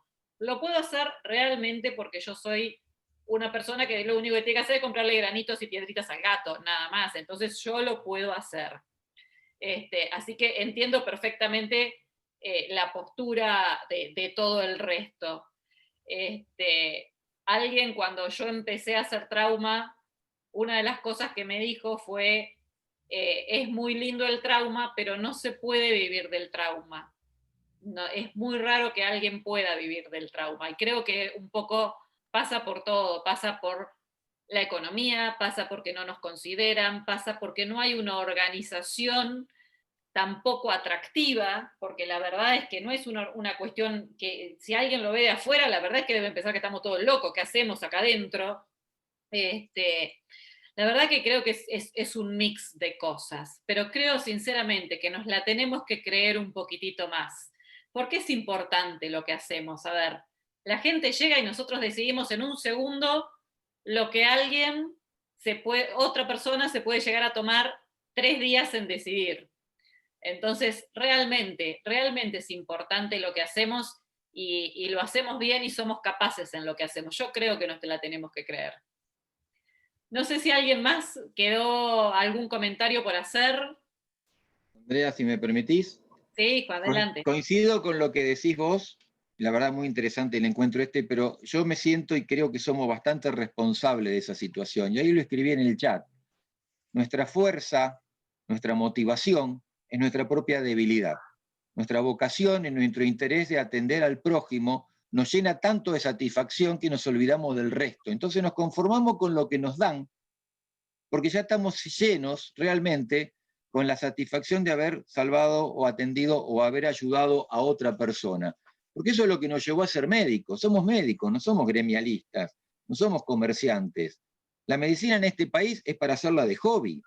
Vivir de la medicina en este país, son pocos los médicos que pueden vivir de acuerdo a lo que la profesión te exige, porque tenés que capacitarte, tenés que recertificar, tenés que formarte, y todo eso es un costo muy alto. Y yo me siento responsable de no haberle demostrado cuál es el valor de mi trabajo. Porque siempre me sentí lleno con lo que hice. Y ahí está el error nuestro, y ahí coincido con lo que dice Alberto. No todo es la plata, sin duda, pero evidentemente no creo que tampoco que porque los jóvenes nos escuchen llorar en grupo, dejen de hacer trauma, porque ya están más avivados que nosotros. Ya saben muy bien qué carrera hacer. Anda a buscar gente que quiera hacer guardias. Yo lo veo en el hospital hay muchas residencias, y cuando termina la residencia nadie quiere hacer guardia. Quieren vivir de otra forma, ya aprendieron a vivir de otra manera. No es ni mejor ni peor, es distinta. Pero lo que vos decís, y creo que tenemos que valorizarnos, pero no solamente nosotros reconocer que es importante lo que hacemos, que el resto lo tiene que saber, las autoridades tienen que saberlo. Para nosotros ya estamos, pero por lo menos para los que vienen. Y a mí es lo que me preocupa, porque nosotros podremos armar redes, centros, todo. Ahora, ¿quién va a estar ahí atendiendo? Nosotros tenemos que ahora aprovechar lo que nos queda para cimentar las bases de una especialidad, de una formación, de lo que sea que tiene un costo y que se tiene que pagar como corresponde. Ya no alcanza, la verdad, con la vocación. Lo voy a seguir haciendo, como todos, pero me parece que ahí nosotros somos también un poco responsables de esa realidad. Creo que en parte es, nos gusta esto, lo hacemos por vocación, pero un 5% del tiempo de esta profesión la tendríamos que dedicar a, perdón que lo diga de esta forma, pero a romperle las pelotas a quien se las tengamos que romper para conseguir lo que necesitamos conseguir, que es reconocimiento, elementos para trabajar, condiciones adecuadas para trabajar y mayor remuneración, obviamente. Creo que una partecita del tiempo, en esto que yo hoy decía de gestionar el tiempo, bueno, ese tiempo, una partecita hay que gestionarlo para conseguir lo que nos merecemos. Guillermo, vos me estabas haciendo una seña. Sí. Andrea, hola. Mira, Sí. bueno, en Chile te tengo que decir que, a ver, yo debo ser uno de los más viejos de todos los que estamos aquí, ¿eh? Yo tengo como 50 años de médico y he estado siempre en el servicio de urgencia, ahora ya estoy jubilado, ¿sí? Pero yo soy un médico aquí con 5 o 6 años de profesión, cirujano, debe estar ganando en un servicio de urgencia cerca de unos $2.500, $3.000, más o menos, ¿ya? Ahora, pero igual el servicio de urgencia tiene el problema de todos los servicios de urgencia públicos que pasan llenos así que los médicos no son incapaces de atender todo y además tienen que operar. Yo creo que el problema básico de todo esto, porque esto se ha discutido tanto, es porque existe, por lo menos en Chile, una muy mala salud de atención primaria, que se llama, que podría ser lo que puede ser la medicina familiar, ¿verdad? Entonces, la mayoría de los pacientes llegan a atenderse al servicio de urgencia porque saben que ahí le van a hacer todos los exámenes, le van a pedir la radiografía, los escáneres, le van a hacer la ecografía, todo, y se van a ir con un diagnóstico. Entonces, los pacientes que realmente son de urgencia son los menos. Y los servicios de urgencia están llenos en Chile, pero de bote a bote. Entonces, lo que yo digo siempre, no hay que marcar al que cabea, como se dice en el fútbol, hay que marcar al que tira el centro. Lo que tienen que hacer los servicios, los ministerios de salud, es ir a preocuparse de la atención primaria, de la atención tipo medicina familiar. Ahí es donde tienen que ellos hincar el diente y poner médicos jóvenes y poner médicos trabajando para que la gente no vaya al servicio de urgencia y solamente vaya la gente que tiene que atenderse de urgencia. Eso acerca de lo que es la atención de trauma. Ahora, de la parte económica le encuentro toda la razón a Alberto. Creo que Alberto dio la cosa como corresponde y no puede ser que en Argentina, por lo que estaba viendo, ¿verdad?, con la calidad que yo lo escucho a ustedes, y la verdad que estoy sorprendido que saben, con el manejo del trauma, con todo lo que he aprendido al acercarme a estos webinars que tenemos nosotros, y me sorprende los conocimientos y lo preparados que están. Aquí en Chile no estamos tan preparados como están ustedes, ¿verdad? Y me siento feliz de todo lo que he aprendido, y me doy cuenta que no corresponde... La balanza está mal pelado el chancho, o sea, no corresponde lo que le están pagando. Yo creo que es una vergüenza. Así que tienen que pelear, hacer huelga, no sé lo que tienen que hacer, pero tienen que mejorar ese asunto de ustedes. Eso. Bien, gracias, Guillermo.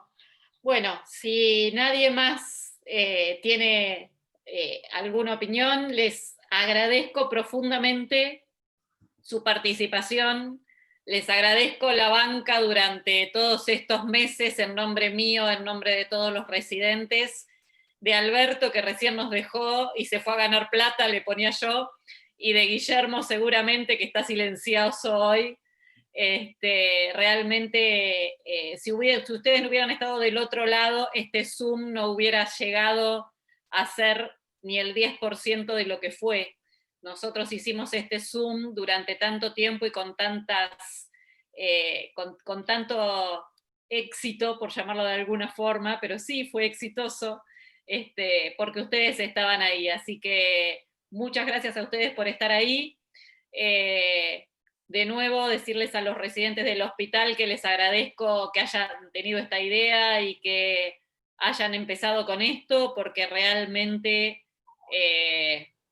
ha sido muy bueno en todo sentido para nosotros, y que les ha abierto unas puertas a ellos también importantes. Así que nada, decirles gracias de nuevo y los esperamos nuevamente en el 2021, donde vamos a tener seguramente Zooms, y estamos pensando en organizar algo presencial, porque quiero pensar que para el 2021 vamos a poder hacer algo presencial. Así que seguramente nos vamos a poder encontrar y tomarnos un vinito o una Coca-Cola, depende de con quién esté hablando, y comer un asadito. Chau, gente. Gracias. Muchas gracias a todos. Hasta siempre. Chao. Gracias. Chao, Guille. Chao, Andrés.